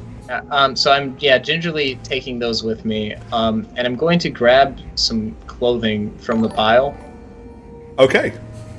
And bring it with me when I go back over. Yeah, you can see discarded, very fine clothing in clumps and heaps on the floor. Almost as if somebody picked it up and then just slammed it down in disgust. Some of the lightest looking ones I can find, so they can still walk in them. Maybe. Unique Dream, the guild sends their regards. Appreciate it. Thanks. Much love. Thank you. So, I'm going to grab 2 sets of clothing and basically head over back to the others. Alrighty. While that's all going on, I'm going to frisk this corpse in front of me. All right. Damn. Other than clearly the seriously malnutritioned form of a dead nobleman whose belly is pushed out and disdained, possibly partially through malnutrition. The other half, it's probably his expanding stomach gases as he lays there and slowly rots. Nothing of any value on this dude at all. But once again, you do see like a couple of purple lines on his cheek, and clearly he has had a permanent makeup job done on his eyes and on his lips and stuff like that. So it's pretty obvious to you that this was indeed one of those Ponzi Azamirian nobles. And the clothing, I imagine, is in a pretty dire situation. Oh, absolutely, yeah. But is it, like, distinct enough that I could take a part of it back with me to show and get identification He's from? got, like, silky purple pantaloons and, like, a mustard kind of silky shirt. Definitely not the sort of clothing. And, a matching purple sash around his waist. They're not in a good state, but it's clear that at one point they were very fine clothing indeed, and probably not the sort of thing any commoner would have had. I was just wondering if the nobles would be like, hey, it's the mustard man from Willoughby Lane, you know. Not that discernible, probably. From which lane? Willoughby. Where the mustard? Obviously. Do you know the mustard man? The mustard man? The mustard man? Yeah, I know the mustard man who lives on Willoughby Lane. That's the guy. Grumbling under my breath, I leave everything there. Okay. Don't take anything. And I just emerge again. All right. So, being fearful of the mindset of the 2 survivors, I'm going to kind of trying to discreetly get the attention of Rush from here. Just be like, hey, Rush. I'm gonna Buddy. sort of turn and look. If you wouldn't mind joining me in this tent, I need the help of your... It's not like that, just... God, what fresh hell. Okay. All right, so as the gnomes disappear Before I into walk off, the I'm going to be like, I'm going to be right back, okay? Marigold's going to stay with you and keep you safe. All right. Okay, so you guys are in there, and then I'll see if Marigold wants to do anything where Cecilia is concerned. All right, gnomes, what are you up to? So I'm going to very, slowly, just kind of, making sure nobody can see. I'm just going to hold up the 2, and I'm like, there were 5 more in there that looked like us. I'm assuming it's a magic component, yeah? Looks like us. Come again? There. Okay, so these effigies here. Oh, so you're going to show Rush the effigies. Okay. Yeah, I'm holding them up. I'm just like, I don't know too much about spell components, but this one seems kind of obvious to me. I'm not that short, Emma. No, God. These are for the 2 prisoners that we've freed. Oh, I thought you were showing me the other ones. Okay. No. So I'm holding up the one for Cecilia and fake Reginald. Okay. And basically, they've got their hair in it, and ours didn't. Since they didn't have our things, basically it looks like they were hoping to do the same thing to us as they did to them. They seem to worship their own cruelty. Do you know if there's like a way we can unwind what they've done, or should we hold on to these? I feel like if we destroy them, it might be a little dangerous. I'm gonna cast Detect Magic, I guess. Even though it's pretty obvious at this point. Yeah. Well, they're not magical. Well, shit.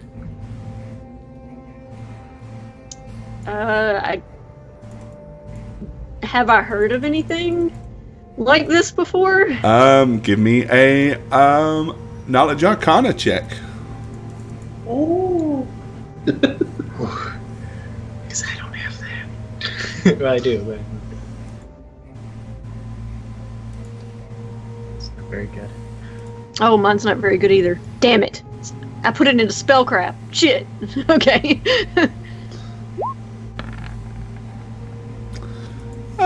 18, that's not bad.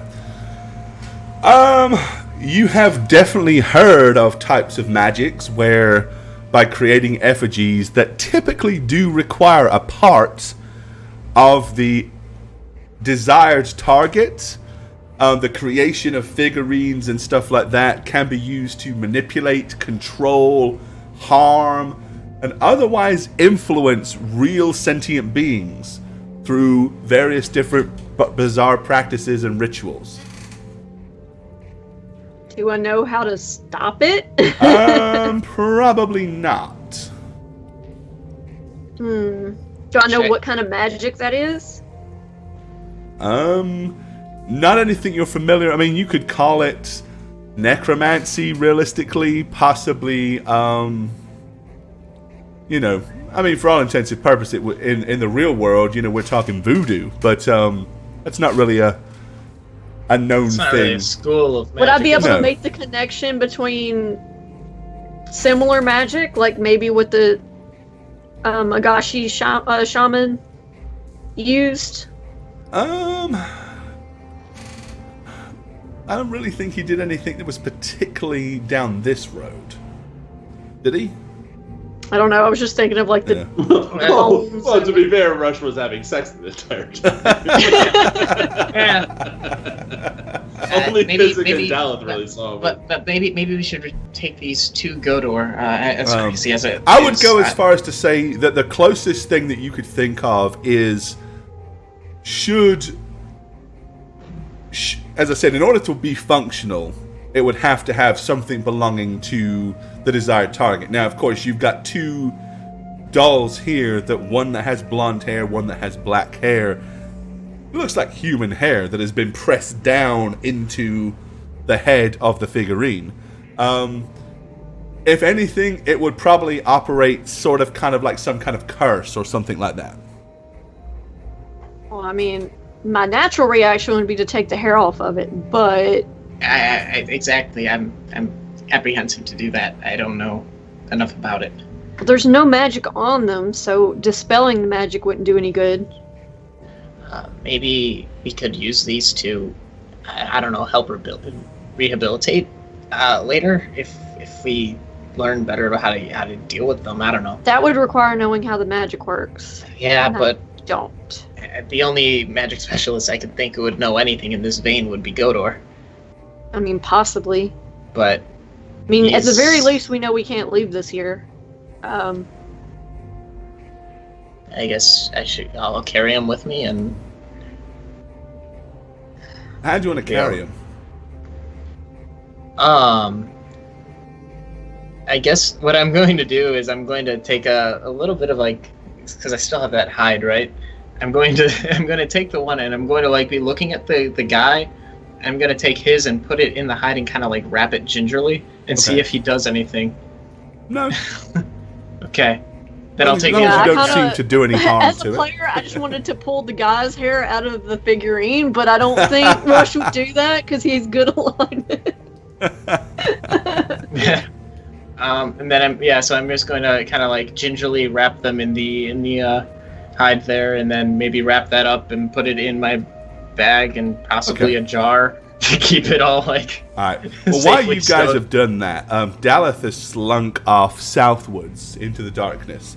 So Daleth, what are you up to? Yeah, I am basically checking the entrance to this large cave. All right. Yeah, and not much past the barricade. Clearly, the entire ceiling has come down. The whole thing has just collapsed.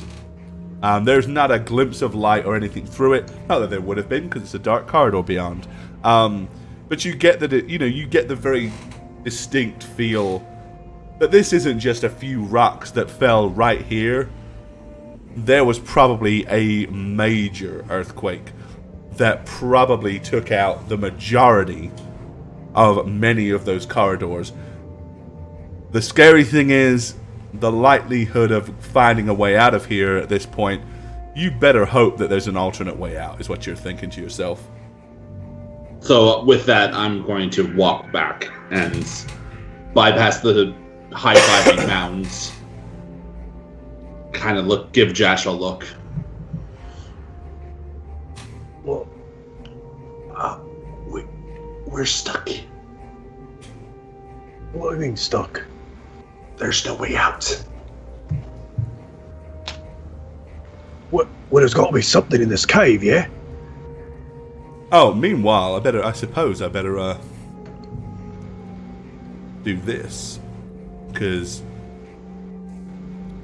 yeah, the shamblers would. By now, with all of your activity, your two shambler friends will have probably come up here to join the party.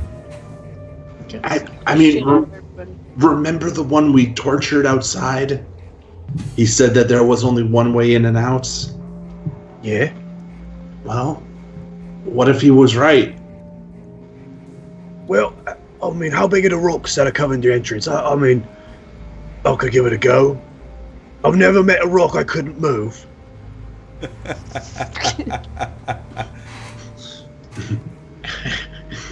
Hasn't met very large rocks. I'm just gonna look at your pants, which are overflowing with folds. Oh, hey, none of this is for you. Yeah, his pants are definitely bulging. Oh, okay. No, I can't imagine you hoisting boulders with all of that. Yeah, I mean, really, you can't imagine it? Go ahead, give it a try. Pretty cool. Think about it. Yeah, I mean, to look at him now, he's got like so much bling around his neck that he looks like he should be in a rap video. Bracelets all up his arms. He's got gold chains tied to each other around his waist. His pockets are, not his pockets, but any loose any loose clothing has been stuffed full of gold. His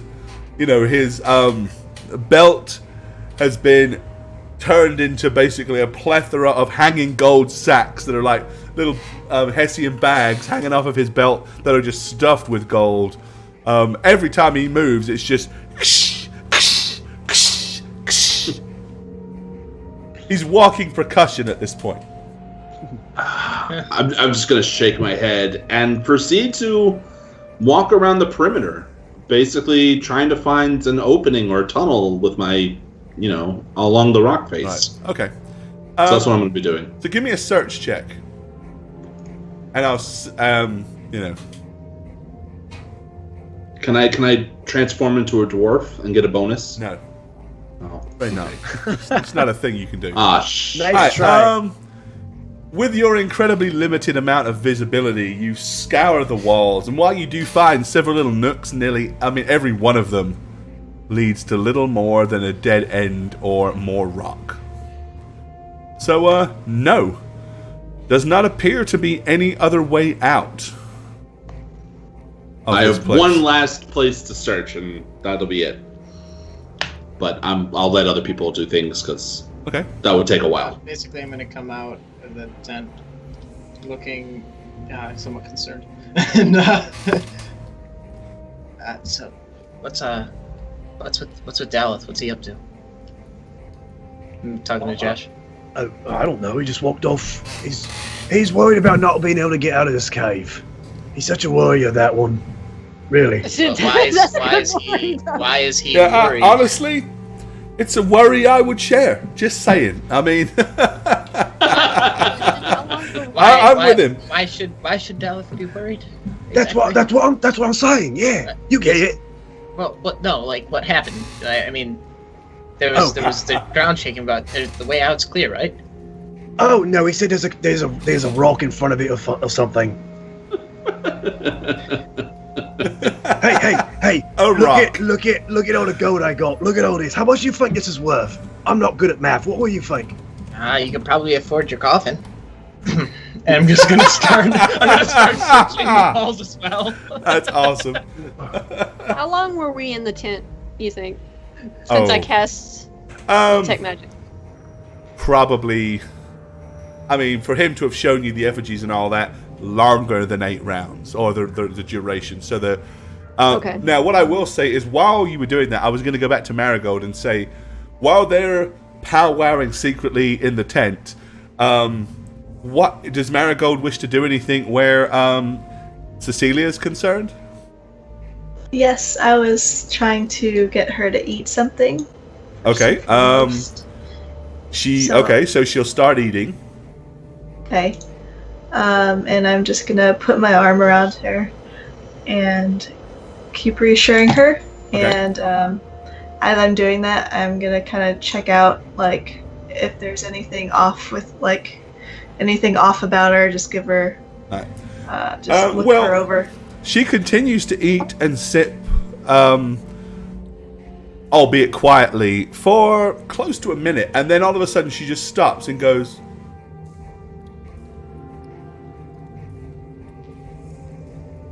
And her eyes just start darting again. Reroll. Rush! Well, I wasn't just talking about that. I was talking about my Detect Magic too. What's the duration on your Detect Magic? It's a minute per level. Oh yeah, it's still effect. Okay, so when you come out of the tent, it would still be in effect. Do I see anything that radiates magic? I'm mainly looking at the two of them. Well, you've got to go past Daleth when you come out, you have to walk past Daleth, right? So there is something magical radiating around. You mean Josh? Jash, sorry. There's definitely something magical, moderately magical, radiating around Jash's neck now that wasn't there before. But there is nothing radiating from either CC or the strange dude. No. Okay, I guess when I walk by Josh and I see that, I'm gonna be like, careful with that. I'm gonna point at his neck. With what? And I look at the 7 necklaces I have on. What do you mean, be careful? I'm gonna be careful with it all.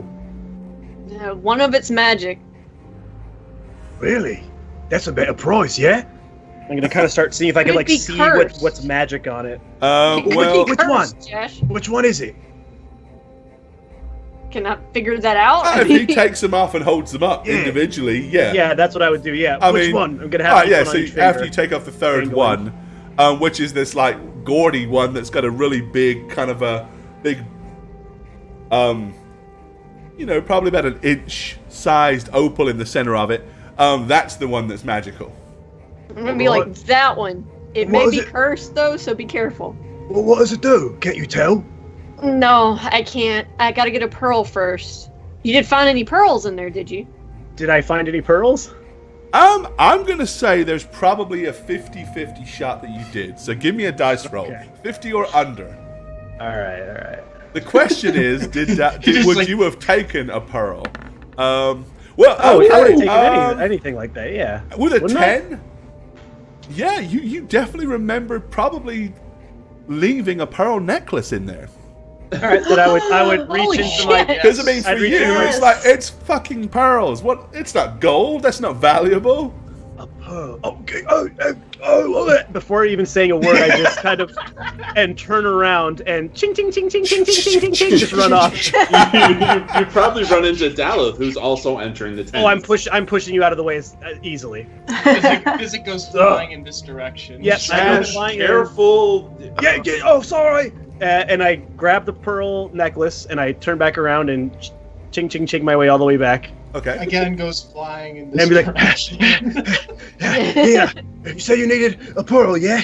Here. So tell me, what does it do? And I hand her the pearl necklace. All right. Him the pearl necklace. So on the pearl necklace, there are 5 pearls that are large enough to be usable as components for identify. And I have one first level spell. So I guess, damn, I have the freaking dagger too. Okay, Oh, well, yeah, I'm gonna. there's see always tomorrow if you live that long. Yeah, I have to wait 8 hours. Yeah, I'll see what's up with this necklace for. All right, for so you're gonna Ash. cast identify. Yep. All right, so you take the necklace, you basically cast the identification spell and begin to study it. As you do so, various different things begin to form in your head as you start to examine it. Basically, this is what, in magical terms, is known as an amulet of natural armor. It gives you an enhancement bonus to your natural armor class. This one in hers a +3. So it's +3 AC to anybody wearing it. It doesn't stack with any other enhancement bonuses or natural armor, but if your AC is not natural armor based or enhancement based, if it's just armor and dex, it totally stacks. So that would be a 3-point AC boost to most of you. Well, there you go, Josh. So Got wait, quite a prize. are you saying it makes me even stronger? Well, it makes you able to take a little bit more of a hit. Yeah. Yeah, so stronger, yes? Yeah. In Josh logic, that's And I put stronger. it back on and just like really start walking around. All right, yeah. puffed So up. you can record that on your sheet then. Okay. Basically, it's classed as a wonderful, as a wondrous item. Amulet of natural armor +3. And on your sheet, there is a place for you to add, I believe, a +3 AC to it. Somewhere down there, there's a point where you can add it as an armor type, as a natural AC. Now, bearing in mind, of course, as long as you're wearing it, that applies. Okay. Now, some spells, however, Like are enhancement modifiers. So there may be some circumstances where some spells may not stack with that. Okay. Pretty sure bark skin wouldn't work. But hey, not a bad item at all. Yeah. Trust a foppish noble to have something like that. Why would I want to wear clunky armor? Ha ha ha! I'll just wear this gaudy piece of crap. Okay. But yeah, so but also at the same time, you have the remnants of a pearl necklace, and you can consider 4 of those worth 100 gold pieces or more. So you've got 4 more components for your identify spells there, Rushy. All right. So yeah, what do you guys want to do? I am returning into that big tent. Okay. And I am not going to be searching for items. I'm actually searching the floor For and another the back way of the out, tent. give me a search check. For another way out. I figure he was an old wizard guy. He might have his own way out. He might. I'm tagging Nice dice roll, dude. Alrighty. To 20? Natural It is a 20. 20. Nice. Yes. Good job. All right. Well, There's like a box that has a tunnel in it. No. so here's the deal. Sub, hi. Hey. Rumtopus, thanks for the sub, bud. Much nice. Join us with Twitch Prime. Thank you. Take your Rumpus. pants off and hit the hype. Welcome to the family, buddy. Much appreciated. All right, with a natural 20. Well, what can I tell you? Okay, yes. So in the back, far left corner of the tent, you see what looks like initially you almost dismiss it as a wooden box lid, like one of the lids off of a crate. But then it dawns on you it would be the perfect thing to hide a tunnel. So feverishly you reach down and yank the tunnel lid up to find beneath absolutely nothing. It was a box lid. There is no tunnel in there. It doesn't lead anywhere. There is no way out of this tunnel. No way. There is no tunnel in there. But you are very sure of that now. I mean, you scoured the interior of the tent and found absolutely no tunnels or other ways out, and no one will ever convince you otherwise. Oh, I'm sad. Good roll. So if I walk into the tent and say, "Hey, here's a way out," Dallas is gonna be like, "You fucking liar." Yeah, I've searched that tent. There's no frigging way. You show him the actual tunnel, the way out, and he's just like, "Nope, that's not there. I refuse to see it. I will." Illusion magic. No. I don't trust you, gnomes. I'm just gonna look at Physic as he enters and just like I'm shaking my head. Sour. And I'm gonna sit down next to the got evil a 20. Rifnal. I'm just gonna sit down next to the corpse that Jash killed, and I'm just gonna be like, we're trapped in here. Killing corpses. Now, of all the places to be trapped, the place with about 30 days worth of food. There's a lot of food here. I mean, that if there is any saving grace at this point, of course, no one's really explored the possibility of digging their way out, but there is the reassurance of we have a ton of ale. We have a ton of food. We could survive, in theory, for many months down here. Also, we can just make food and water. Well, there is that, but, you know, hey. We can live in luxury for a few days. Yeah, we're stuck. Would this guy really not have an alternate escape plan? I mean, I don't think didn't Marigold say that the nobles had their own secret thing? You would think leaders of something would have other ways out, right? Where would they escape to? Is my thinking on this. Look at the tents. I don't know. Look at the tents here. These are built out of what is that? Some kind of giant monitor, and we got like giant tusks everywhere. These guys aren't afraid of anything here. Right, We just totally ruined their lives. But how did that big champion of Erythnol even get in here? He's like the scorpion. It doesn't make any sense to me. Oh, when you have it could have easily fit down here. Oh, really? Even through the narrow corridors that we used to get here? Not comfortably, but it could have done. Okay. I mean, your 10-foot shamblers made it down here at least two side by side most of the way. Yeah, but you said they had to crouch, so the thing was so he would have had to be kind of, bending over pretty consistently to get to any of the larger chambers, the connecting. But I guess the way that's assuming he wasn't somehow magically summoned in here or planted here by the god Erythnal himself. Who knows?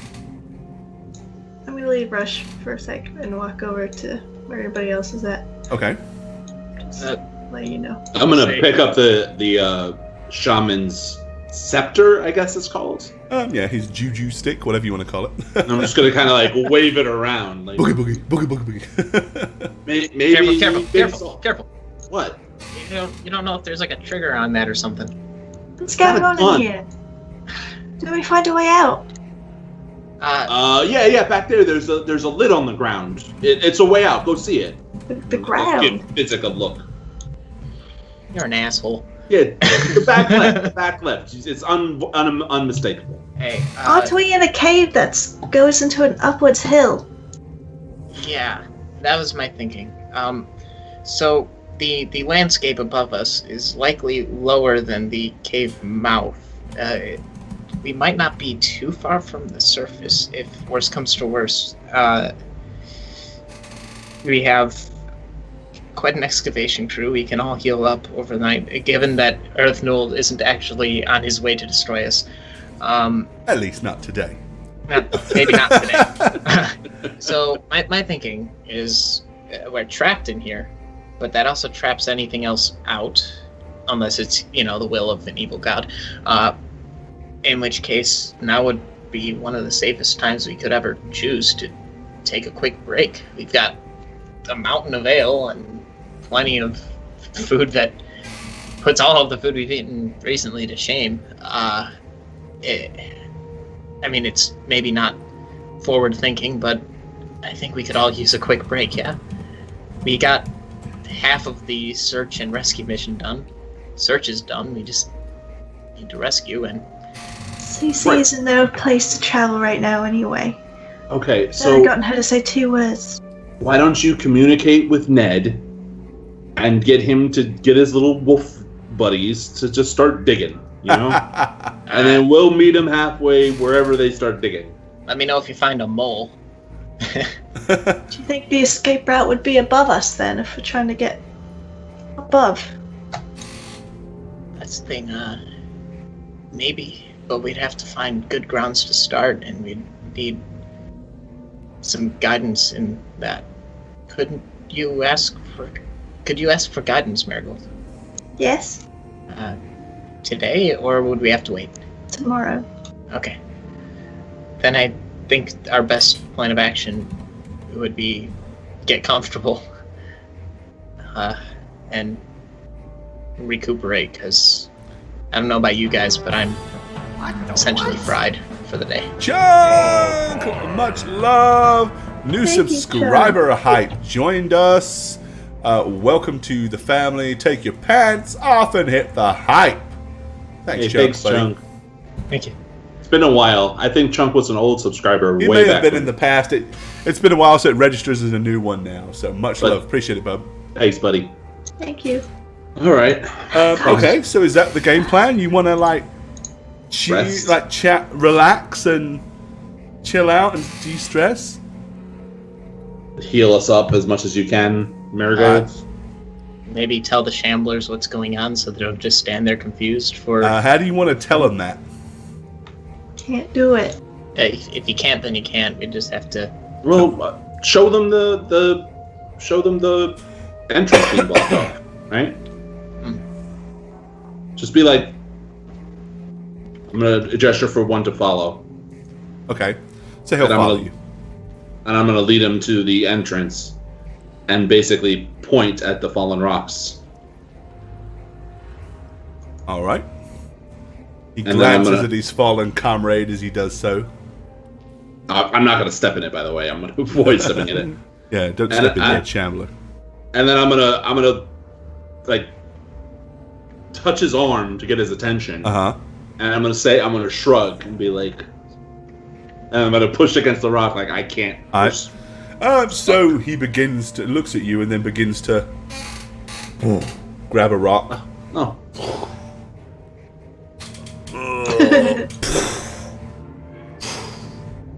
And slowly starts to pull out rocks and pile them up to the side. That's not what I wanted you to do, Physic. Yeah. I accidentally made him start digging us out. I accidentally. I don't think it'll come to any fruition. So maybe do the retreat sound. Yeah, I'm gonna whistle the retreat sound from over there really quick, and then start heading over and see what. All right, yeah. So it's not like we have anything else to do right now. He'll come wandering back then. And then basically, I'm just gonna meet Daleth up there, and it's just like, well, I mean, it's almost an option. I mean, digging our entire way out might not be terribly feasible, but at least we have some. Well, we don't know how far back the tunnel is close off.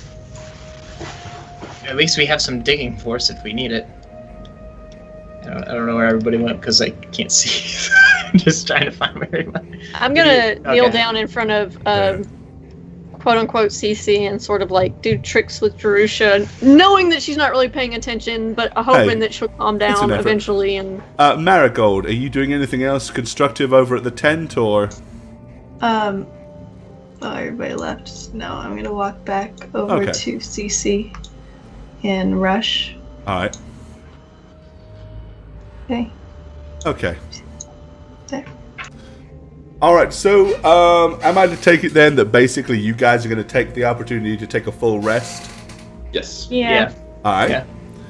So you all naturally heal your 8 hit points. Woohoo! Everybody will be fully loaded up on spells. That's nice. 8 That's hours really later. nice. So yeah, now you can choose to do more things that are probably meaningful. Probably. Let's clear out my spell use. I'm gonna wrap the shaman scepter in my bag. Or, yeah. I'm gonna continue to get Cece to drink, since that's the only thing I can ask her to do anymore. Okay. Without casting Hypnotize again.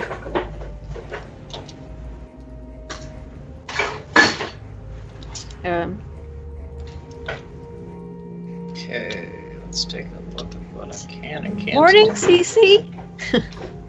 She is still clearly non-coherent in any way, shape, or form. Did she sleep at all? She did at one point. She seemed to just pass out for a period of time. Right, well, there's that. At the very least, you have gotten her to eat and drink some, which is a huge advantage. And your confused friend over here obviously managed to eat and drink a good bit. So at least they're not going to starve to death or anything like that anytime soon. Alright, so I guess while I'm waiting for everybody else to tell me what we're gonna do, I'll just sort of try to earn her trust a little more, I guess. This is Jerusha. He will bite you and give you an electric shock. Marigold. Tell her that! Guys, let's group together. We gotta get out of here, right?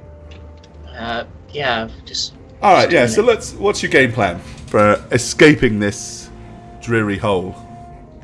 I have some spells. Incidentally, Jash, you had a terrible night's sleep. It's really tough to sleep with that much loot all over your body and in really? armor. See, I figured I'd be sleeping like a baby with all that loot on me. You probably would want to, and you're very content and very happy about the situation. I guess whenever I'd roll over, it'd be like, "Shee!" the whole time. Well, it's just okay, like, I guess it makes sense. Things keep digging into your ribs and into your back and into your hip, and that's all right. Once I wake up and realize what it is, I'm like, move that. Right back to sleep. As soon as I'm awake, I'm praying to Tritherion in much earnest and very loudly. Please bless us, Tritherion. Cece's not doing so well. I'm hoping she's still in there. And getting some spells back here. So. Okay. Alrighty. Yeah, so pick whatever spells you want for the day. What do you want to do with said spells? Anything interesting? Yeah, I got an interesting view. First one I want to do on CC is Calm Emotions. See if we can get her talking a little bit. Or at least just not freaked out for a little bit. It's really not going to do much in her situation, I'm afraid. Oh.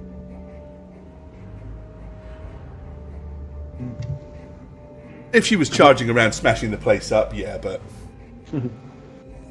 So, do we find a weak point? Sorry, I was muted. It was a good try, Jane. I also try to remove fear on her. I'm like, come on, Cece. Honestly, she's not frightened anymore. You have to be fairly with it to have fear, and she's checked out. Hey. But hey, again, at least you know what doesn't work.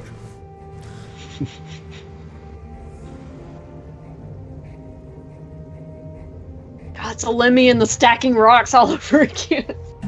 I mean, they did say that they would be able to dig themselves out if the entrance was ever blocked. So we just find a weak point in the cave and start digging out and up. There were a lot more of them. Well, I can ask Tritherion a question. Is there anything specific? Are we dead? Well, what? Are we going to die? Can't you? Eventually. What kind of answer is that? Can't you summon things? Yeah. maybe you could summon something to help us dig out of here. Summon a bulldozer.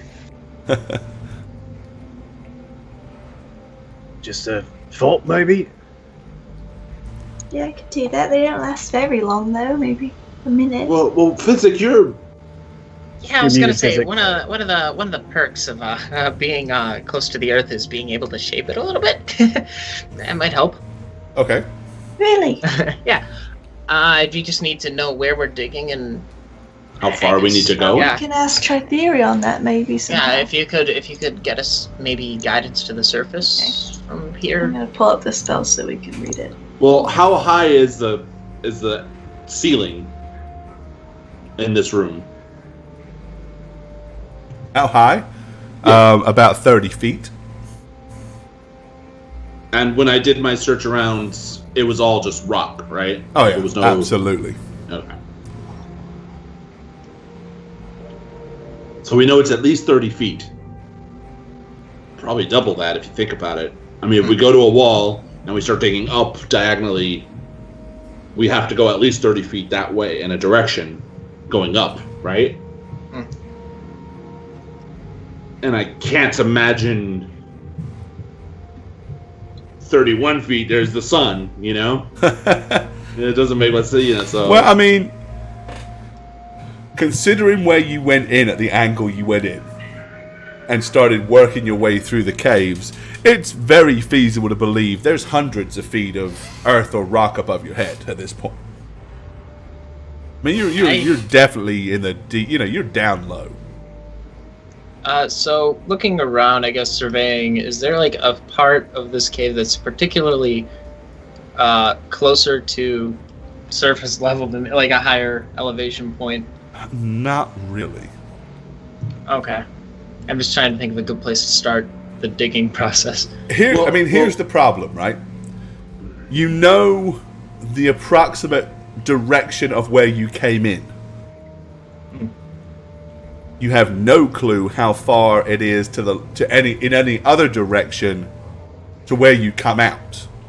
Well, wait, that's true, but before we entered the cave, we went to the back, and it did slope downward. Yeah, it slopes downward the other way. But remember, that was like a mile across. And how far that into the cave are we? Not that far. So you're still if that, maybe. I mean, as the crow flies, it's hard to judge because you took a lot of twists and turns. It's feasible to believe, however, based on the amount of travel that you did. I tell you what, anyone that is pondering this equation, give me a survival skill check, because that's what it's for. That's what I'll do. Because I'm trying to cubically measure in my mind the best way to engineer a tunnel out of here. Dallas was 17. And we're all thinking survival. Yeah. I think so. No. I'm pretty okay at surviving. You're a druid, you know things. Somehow Marigold's good at it. Oh! Wow. Alright, well, a 1 is a 14. I think you can all come to a fairly obvious consensus that you definitely haven't gone as far in to be even at least halfway as far as you went across for over a mile above ground, right? So you all feel like the way out, or the way in, is probably still the closest way to the surface. Unless you go directly up, like in a straight... But then how are you going to achieve that? How are you going to make a tunnel that goes straight up and be able to travel through it? Looking at my spell list, there's ways. So we gotta go back out the way we came in? Is that what you're telling me, guys? Logic would tell you that the most feasible way out is going to be... Even if you cut some corners, you know that approximately the way out is this way. Somewhere down here. I have a bit of an idea. Might take a couple of nights rests to do, but 3 times a day, if I were to do that, I can move quite a bit of earth in a day. I might be able to tunnel this out. How about we make it easier? What spell are you thinking of? Is it? Stone shape. Right. which is... I mean, there's a lot of stuff in here. 10 cubic feet. Uh-huh. Plus 1 cubic foot per level. So it's 18 cubic 18 feet. cubic feet a day. Yeah. Which, that's pretty big. I mean, it's a big chunk. So Depends 18 on, times you know. 3, it's about 60, a little less, about 55 cubic feet a day. Yeah. Which means if you want to make something big enough to walk through, which needs to probably be for all of you, for your shamblers to get out alive, Yeah. then it needs to probably be at least a bare minimum 6 foot by 4 foot. Okay. So if you do 6 by 4, how much? You see what I'm saying? A 6 by 4, Yeah. 1 cubic foot deep. Let me So- open Minecraft really quick. So 6 by 4 would be 24. So basically, you could tunnel about 3 foot a day in that direction with a tunnel big enough for one of the shamblers to get through. Well, what if we use a combination of magic and... And you, in theory, could definitely do that. Now, of course, the logic there is going to come into hands can only work moving rocks that have fallen. They're not going to really do much to dig through solid rock. So if you want to go that route, you're probably going to want to follow the tunnels. Whereas Physic doesn't have to obey those rules. But if he doesn't obey those rules, you pretty much can't dig beyond what he can do either. Yeah. I'll say we do both. And we go back through the tunnel. That makes the most sense, and that's a sure way out. It wouldn't be digging blindly. And I mean, we could make it easier. Yeah. Yeah. That's... If there's some of these bones are pretty big. So, I mean, And if you guys are basically saying you are going to commit yourselves to digging your way out, it's going to take some time. Can you do it with a couple of shamblers pulling rocks, with a bit of work? Maybe the shamblers at the front pulling rocks and the rest of you rolling the rocks to give space and things like that. And Physic helping go through the tough parts and giving you guys jump starts each day? couldn't I engineer something to help us with that? Possibly. Make things go faster? Yeah, I mean, you could probably engineer. I mean, you've got a lot of very heavy, solid bones here to work with. So it is entirely some of possible. these barricades. Yeah, I mean, you could make some shovels for a start. I actually have a shovel, but yeah. You know, so there's several things you can do. All right, so, and believe me, I am not going to roleplay shoveling out this entire cave network because it'll be a lot of really boring streams. So, but if that is what you want to do, we can make that happen, and we'll just, you know, go for it. But do we have the food? Do we have the air? I mean, you have a lot of air. There's a lot of air. Yeah, it's a huge. And I imagine a lot of the places that were larger and expansive, it's not completely caved in, right? I mean, Probably. The tunnels are more dire than. Yeah.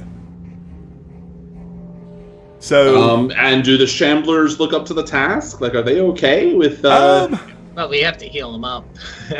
Which is going to be a thing I'd do today. There does seem to be. Physic. Give me a first aid skill or a heal check on the Shamblers. Okay. Pop. Pop. Oh. Okay. All right. Yeah. Other than the obvious bumps and bruises, they seem all right. The green one is in a lot better state than the brown one. Yeah, I'd probably, in a sign of goodwill, drop some healing on the brown one. Okay. Trying to make amends for the fact that his friends are dead. Your friends are dead. Feel better. Go ahead and pop that up. I'm assuming by the time we get out, we'll all probably be healed up. But... But yeah. Yeah, I definitely would be healing people all day, every day. Well, I'm not going to worry about that. Let's just say by the second day, everybody's going to be fully healed. So is that what you guys are going to do? Yeah. Yeah, that's probably our best bet. All right. Okay. Well, then we're going to go more to a narrative thing than anything else. Okay. So, yeah. It becomes very apparent very early on. This isn't something that's going to take days. This isn't something that's going to take weeks. This is something that's going to take months. The question is, you know you can summon magical food. You know you can summon magical water. You have months at this point. So, you know eventually you're getting out of here. About a week in, however, here's the first thing that starts to happen. Your shamblers begin to start really lagging. They're getting very tired. They need sunlight. And they are becoming incredibly lethargic, and they start to seemingly become very, very sick. Send a message to somebody. We need help. Yeah. Well, I did say speak to Ned the first night, right? So. Yeah. We can't count on Ned. We don't know where he went. We can't count on anybody, but it's the best bet we got. Is there a way we can create a little tiny hole of light? I was going to say, with freedom of movement and my digging, I could just make a straight hole up out of the top. Get some fresh air down here, too. Right, like a little tiny crevice that they just, sunbathe in, right? You know? Yeah. Okay, so that's fine. That would get rid of my helping every day. Well, I mean, you do it at one point, and then they would walk back to that hole. So if I make and stand under it all day, recharging like a shower. Yeah. Yeah. So how are you gonna place your? Do you need what is the range of this? And how are you gonna keep it going vertically straight up for probably 200 or 300 feet? I could either borrow airwalk from Marigold or from myself. And I don't have airwalk. But it's going to take a lot of time to achieve that too. Oh, do I have that? I have one. But if it's just like a little shaft of the cubic feetage, yeah, he could do it in a few days, right? Yeah. Yeah. So I can just Yeah. Over a couple days, basically, I'd just be going straight up, shooting a little hole. Okay. Yeah. Opening it up. Will a little hole be enough sunlight? What do you mean little? I mean, you've also got to mention, you got to realize if there's like a couple of 100 feet, it's got to be a big hole if the light's going to come all the way down at any real. Bright, Otherwise, the only time it's going to work is when the sun is directly over the hole. The thing is, if I'm doing that, because the first thing I'd be concerned about is kind of ventilation at that point. Then, I mean, luckily we're cohabitating with some plant fellows, so that's nice. We could also if we cast light in the meantime to give them some source of. Light's not going to do the same thing. It doesn't have the ultraviolet rays and the UVB and the UVAs. If we can do that, why don't we just spider walk out of here?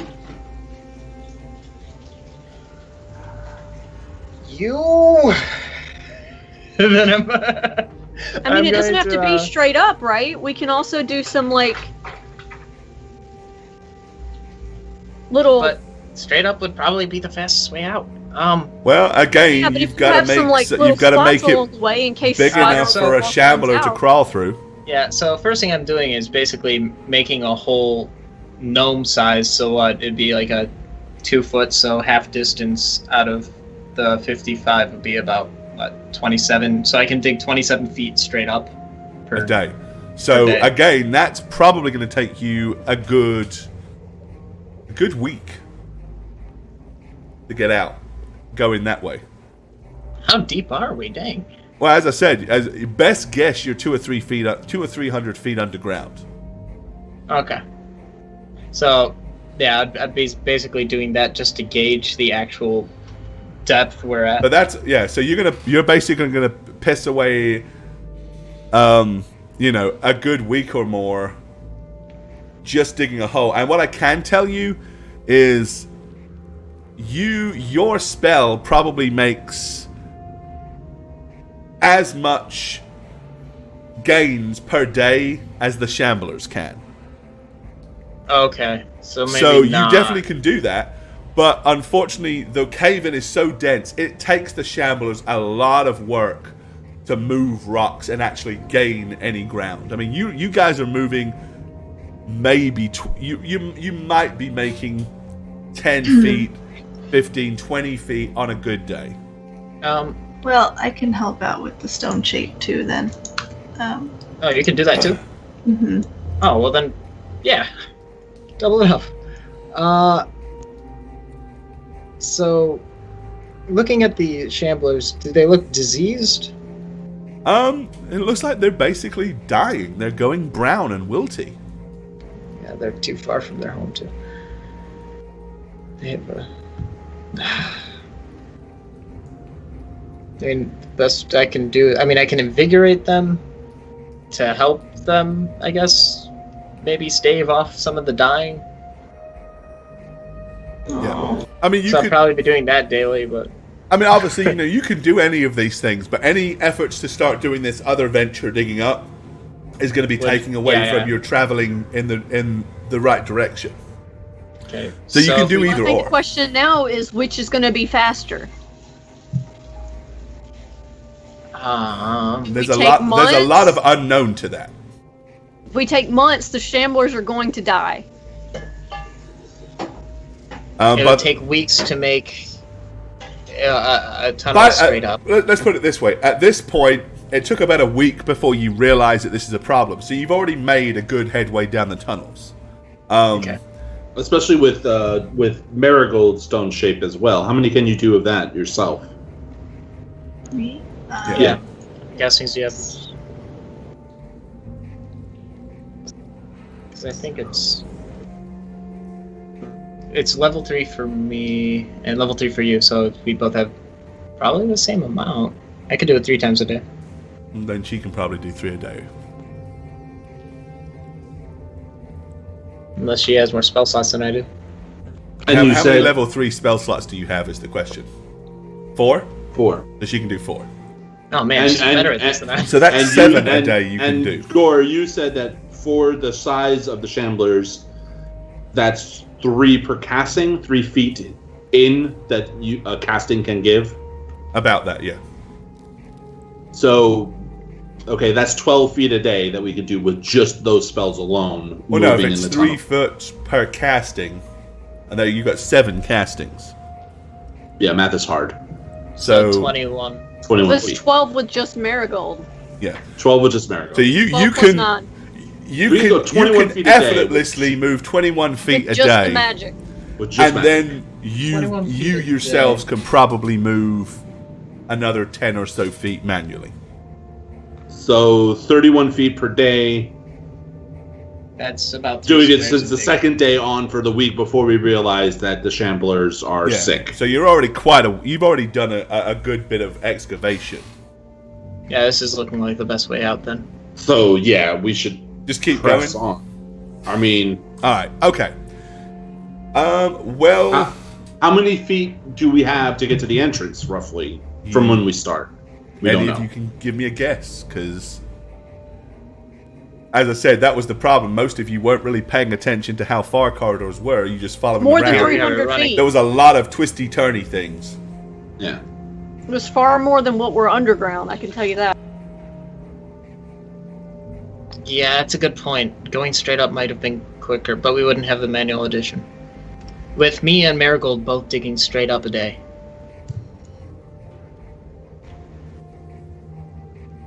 That's 21 feet a day. At the size of a Shambler. It's about If we- It's about 5 days, so it'd take us about a week. But if you don't do it the size of a Shambler, you do it the Well, size no, of a if human. if you're guesstimating about 300 feet, you've got 21, so you need 5. 5 days is 100 feet, so you're looking at about 15. Oh yeah, 5 days Days and minimum. math 15 again. So it'd take us 15 about a days to month. dig straight up. Okay. But that's the size of a Shambler. If we do it the size of a human, it'll be more concentrated. Yeah. How are we getting We them can out? probably double that up. But at the very least, we can replenish them with sunlight. Yes. As a human, we do it where the sun would go. We do a 4x4 hole. Dizzy. Yeah. You shrink. You know how you shrunk that thing, that one animal. Can you shrink these guys? Maybe. Plant shrink. The shrinking thing. I'm basically gonna snap my fingers in an oh shit moment and repeat what Marigold just suggested. Yeah. So I think I can, because diminished plants would work that way, wouldn't it? You want to make them smaller? I need to look at that. Yeah, because I wasn't thinking about that. I'm just gonna look it up. It's faster. This is the math stream. Yeah. All math. All math. All night. 14 hours of straight math. 1/3 of the size. I can make them 1/3 as big.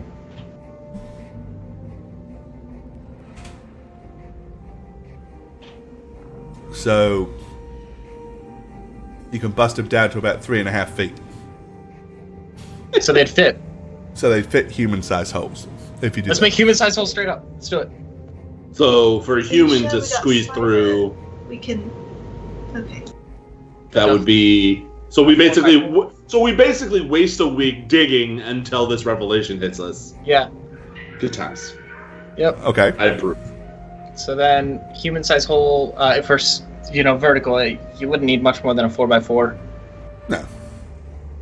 3x3 would be enough. Okay, 3x3. So 9. That's 1 per. Dang it! I'm gonna try. Way too much math. Okay, so we can do like two at a time. That. Who am I? What's my name? Where am I from? Slim Shady. I failed math, so good luck, guys. You just don't like trying. Because it would if we simplify it to 1 foot, how many? And then we just adjust time times 3 for the. Go on. I know, because that would be. Can we get away with a 2x3? Just a 3x3. It would be tough to fit Jash through a 2-foot wide hole in any direction.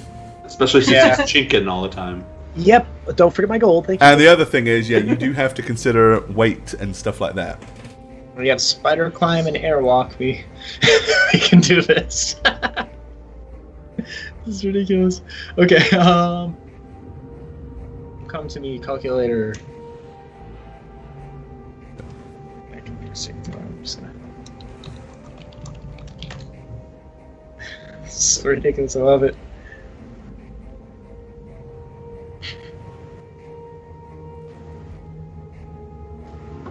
Yeah, 3x3 is 9 square feet, right? So then cubic feet would be 1 foot up. That'd be 9 out of the 18, so we can do 2 feet at a time that way per thing, right? Uh-huh. Now, you have to also consider a couple of other factors. Airwalk, you can only go at the most a 45-degree upward angle. Cannot go straight up with airwalk. Can we all just do spider climb? The maximum upward or downward angle possible is 45 degrees with airwalk. Use airwalk to get up to the ceiling, basically. And that's it. And once you're up there... And then spider climb from there. You'd have to spider climb the rest of the way, yeah. Which wouldn't take long at all. That's cool. Okay. Because they're moving at a dash rate, we'd be going crazy fast, but... Okay, so we're looking at 2 per charge, right? I can't We have 7 charges of stone shape. So it's 14. So it's 300 feet about. Divided by 14 is how many days it should take us. It's 21 days. I can tell you your shamblers will not make it 21 days. Damn it. By the time you see the state that they're in, without sunlight, they're going to be dead maybe in a week.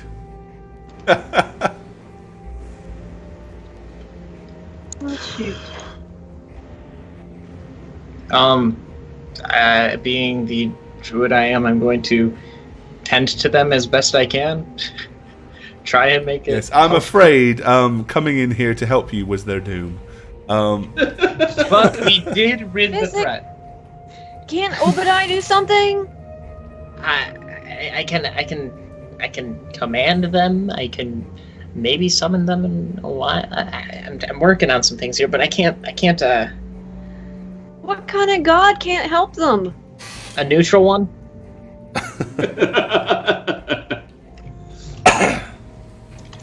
This is all part of the natural way. Is there anything else you want to do during all this time? To keep them alive? Well, no, I'm just saying in general. Like, yeah, probably we'd be. I mean, that's quite some time to be rehabilitating the prisoners and getting them up to health. Yeah, I mean, physically, during that time, you will have been able to feed. I mean, let's just say during the first week, okay, you're digging, you're shaping stone, your shamblers are digging, you're making sure that the. Have we asked them anything? Well, these are the things I'm asking. Like during that week. No, I mean the shamblers. Have we asked the shamblers? I mean, I can't talk to them for more than like a few minutes at a time, and that's a spell slot I'd be using to dig. I know things got thrown around earlier, but I don't know if anybody actually did them or not, because y'all, there's been a lot of bouncing around in conversation, so. Well, I imagine if we were stuck down here digging our way out, we would exhaust every avenue of conversation. I find it hard to believe that we would just not talk to the shamblers. Yeah. I think we would. Okay, so have a conversation with the shamblers. What do you want to know about that? Well, who would be starting it? Because I'd probably be Physic to Marigold. Yeah, I mean, basically, at whatever point you get to the point where you start having conversations with them, after a while, they will be able to tell you that they need sunlight and that they are starving to death and dying.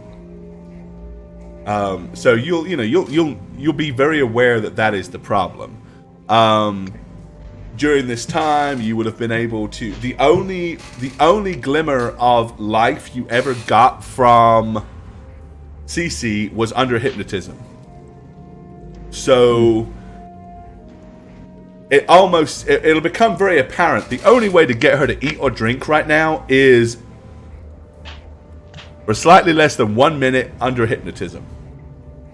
So, depending on how many times people can hypnotize, that's the windows of possible cohesion of any type. I can do it 6 times a day. Yeah. So you can basically make sure, Rush can make sure CC eats and drinks. Is the other guy remembering his name now? He still is complaining that he doesn't know what are his thoughts and what are implanted thoughts. He basically will tell you that he feels like there's he's had somebody else living in his brain, and he is confused as to, he doesn't know what is truly his thoughts and what belong to this other person. It's like an alter ego. Would I have to keep casting hypnotism? Because the spell says that even after the spell ends... Here.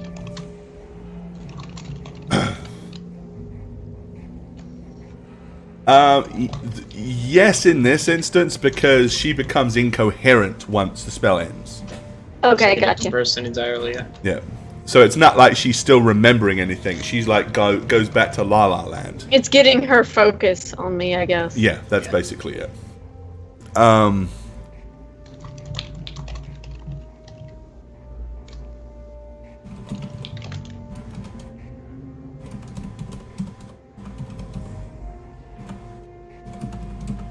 Well, I mean, we don't know what all the shamblers can do. Maybe they had an idea? Yeah, maybe they have some. Their idea is just to dig harder and faster. And that's it. Okay. Damn it.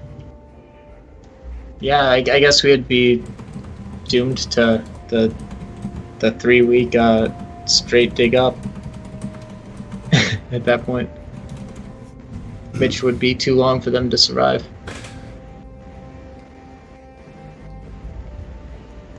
Guess in that time I'd be trying to... With the combination of my engineering and your alchemy, is there anything that we can simulate sunlight? We'd need a full spectrum light. It would be... Do you happen to have any any way to burn metals? I have acid. Not that kind of burn. I have scorching ray. But then the oxygen levels in here, you know? How did you think I was going to burn metal without... well, in small amounts you can create a bit of a flash that would maybe be full spectrum. I guess in this time all we can do is try and make it as comfortable for them as we can. I don't know. That sucks. I know! Okay, so what is the definitive idea then? You're going to continue to dig out, or you're going to revert to digging up? I think we'll revert to digging up. That'd be a lot faster for us. Have we found any other kinds of wildlife, like some kind of burrowing animals? Hint, hint, nudge, nudge. Nothing in here. Damn it. That's too Not even nothing earthworms, sane like, is that I coming can get, into like, this nasty I ass get like cave. an army of earthworms. Yeah. So let's switch the plan to digging straight up, and after the realization hit, and Okay. All right. basically,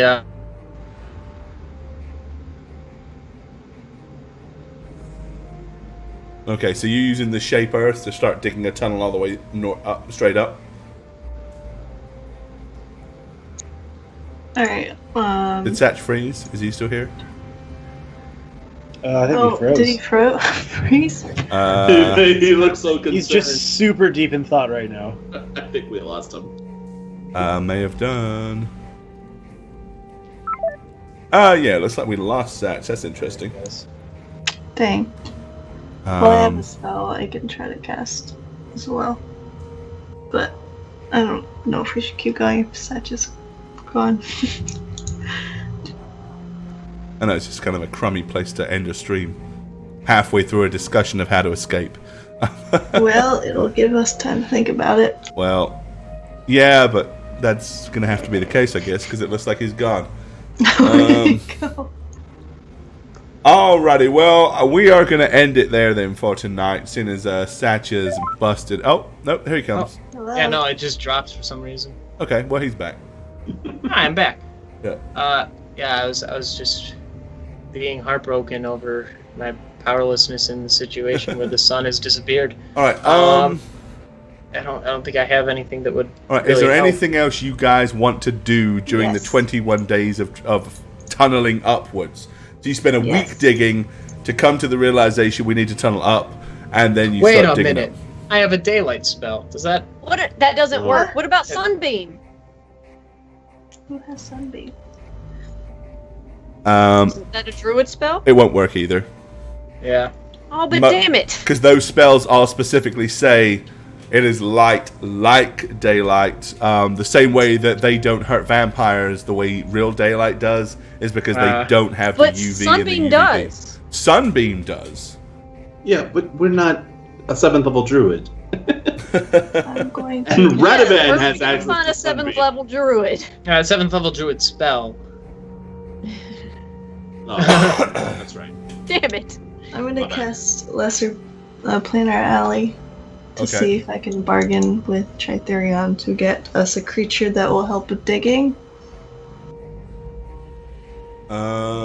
Okay. Tritherion. Send us a clawed beast. That might help dig. Do you understand? Have you really read the spell? I feel like I have to. A task that takes 1 minute requires a payment of 100 gold per hit dice of the We creature have you a lot cast. of gold. Well, we got Jash there. Yeah, but I mean 100 gold per minute per hit dice for a creature that can dig through rock. Think about this. You could be talking That's about not- 1,000 gold plus per minute. That's not reasonable. I mean, I don't want to be the dick could use all DM of that the says, gold okay, you can cast the spell and then save. blindside you with it, but you really need to... Nope. Use all the gold to save the... Oh, you really Save think the I'm going to ground? say yes about that? Really? Think about it. So, Absolutely not. I mean, put it this way: a task that costs a day is 1,000 gold minimum per hit dice Right, and the creature is a 6th HD, so it's 6,000 gold. a day. we got Well, one day you can do a for lot in a week, day. you know? Alright, who's got 6 grand? How much was left in the tent? Was there anything left in the tent? Probably. a lot. You might Yeah, get a day. I mean, you wouldn't be able probably to could get get a all of day's it. worth out of it. But is it going to be able to dig straight up? Like, If you give it, it doesn't have to dig completely straight up, right? It can. Or what if you cast something on it so that it can? I don't know. I was just. I don't know, an trying earth something. outsider could probably dig quite Like an quickly. earth elemental. Yeah. Or does it have to be summoned in here where we are? Can we summon it above us and have it dig down? We could do that. Yeah.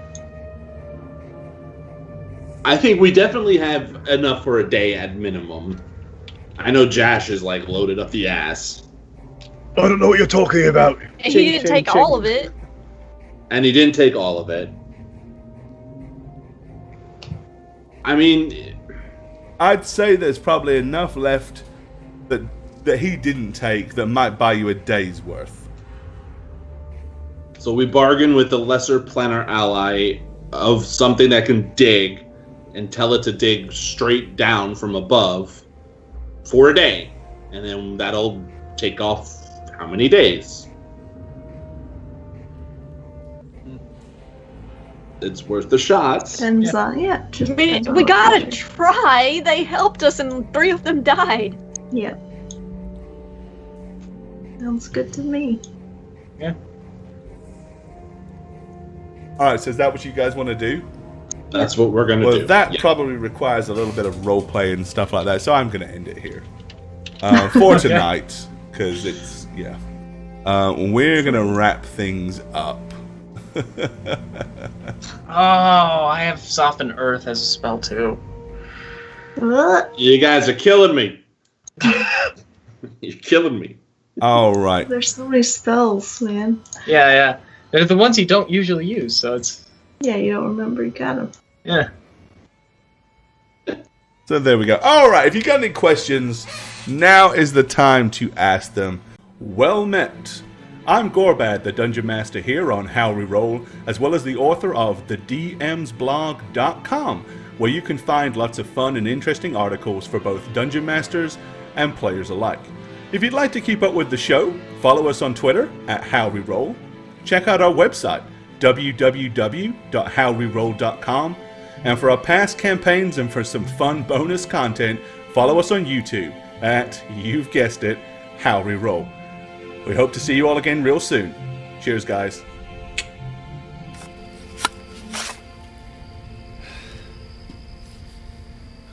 Oh, hey, it's me, Satchmo. I play Physic here on How We Roll. Like, I got 2 more of these to take care of, so I'm gonna cut it short. But if you want to follow me anywhere, say Twitch or Twitter, it's just Satchmo, and Satchmo just about everywhere. I'm glad you joined us tonight. I hope you come back again sometime. It stinks. Hey everybody, Shagget here. I play a character on How We Roll. I'm not going to tell you who I play because if they die, I'm going to have to redo it. I've already done it once, never again.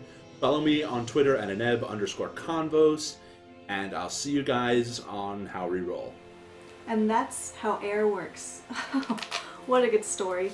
And I also hope you enjoyed today's story on How We Roll. I'm Jane and I played. If you want to follow me on social media, I do have a Twitter and it is Jane on Twitch with a 0, not an O. That's all I have to say, so peace suckers, For bye! Roll the clip. Hello everyone, I play Jash Windstriker, a level 5 human fighter, and I really like playing him because he does really cool stuff all the time. And there you have it. You guys can follow me on Twitter at MattySweetTweet. And thank you so much for watching every Monday and Thursday. You guys are the best. I'm having a fantastic time on How Reroll so far, even though my character first ever got killed off. No big deal. No problem. We'll see you guys next time. Hey guys, I am the Dragon Spooker, and for you and How Reroll this time, I'm playing Rush Brinkery, the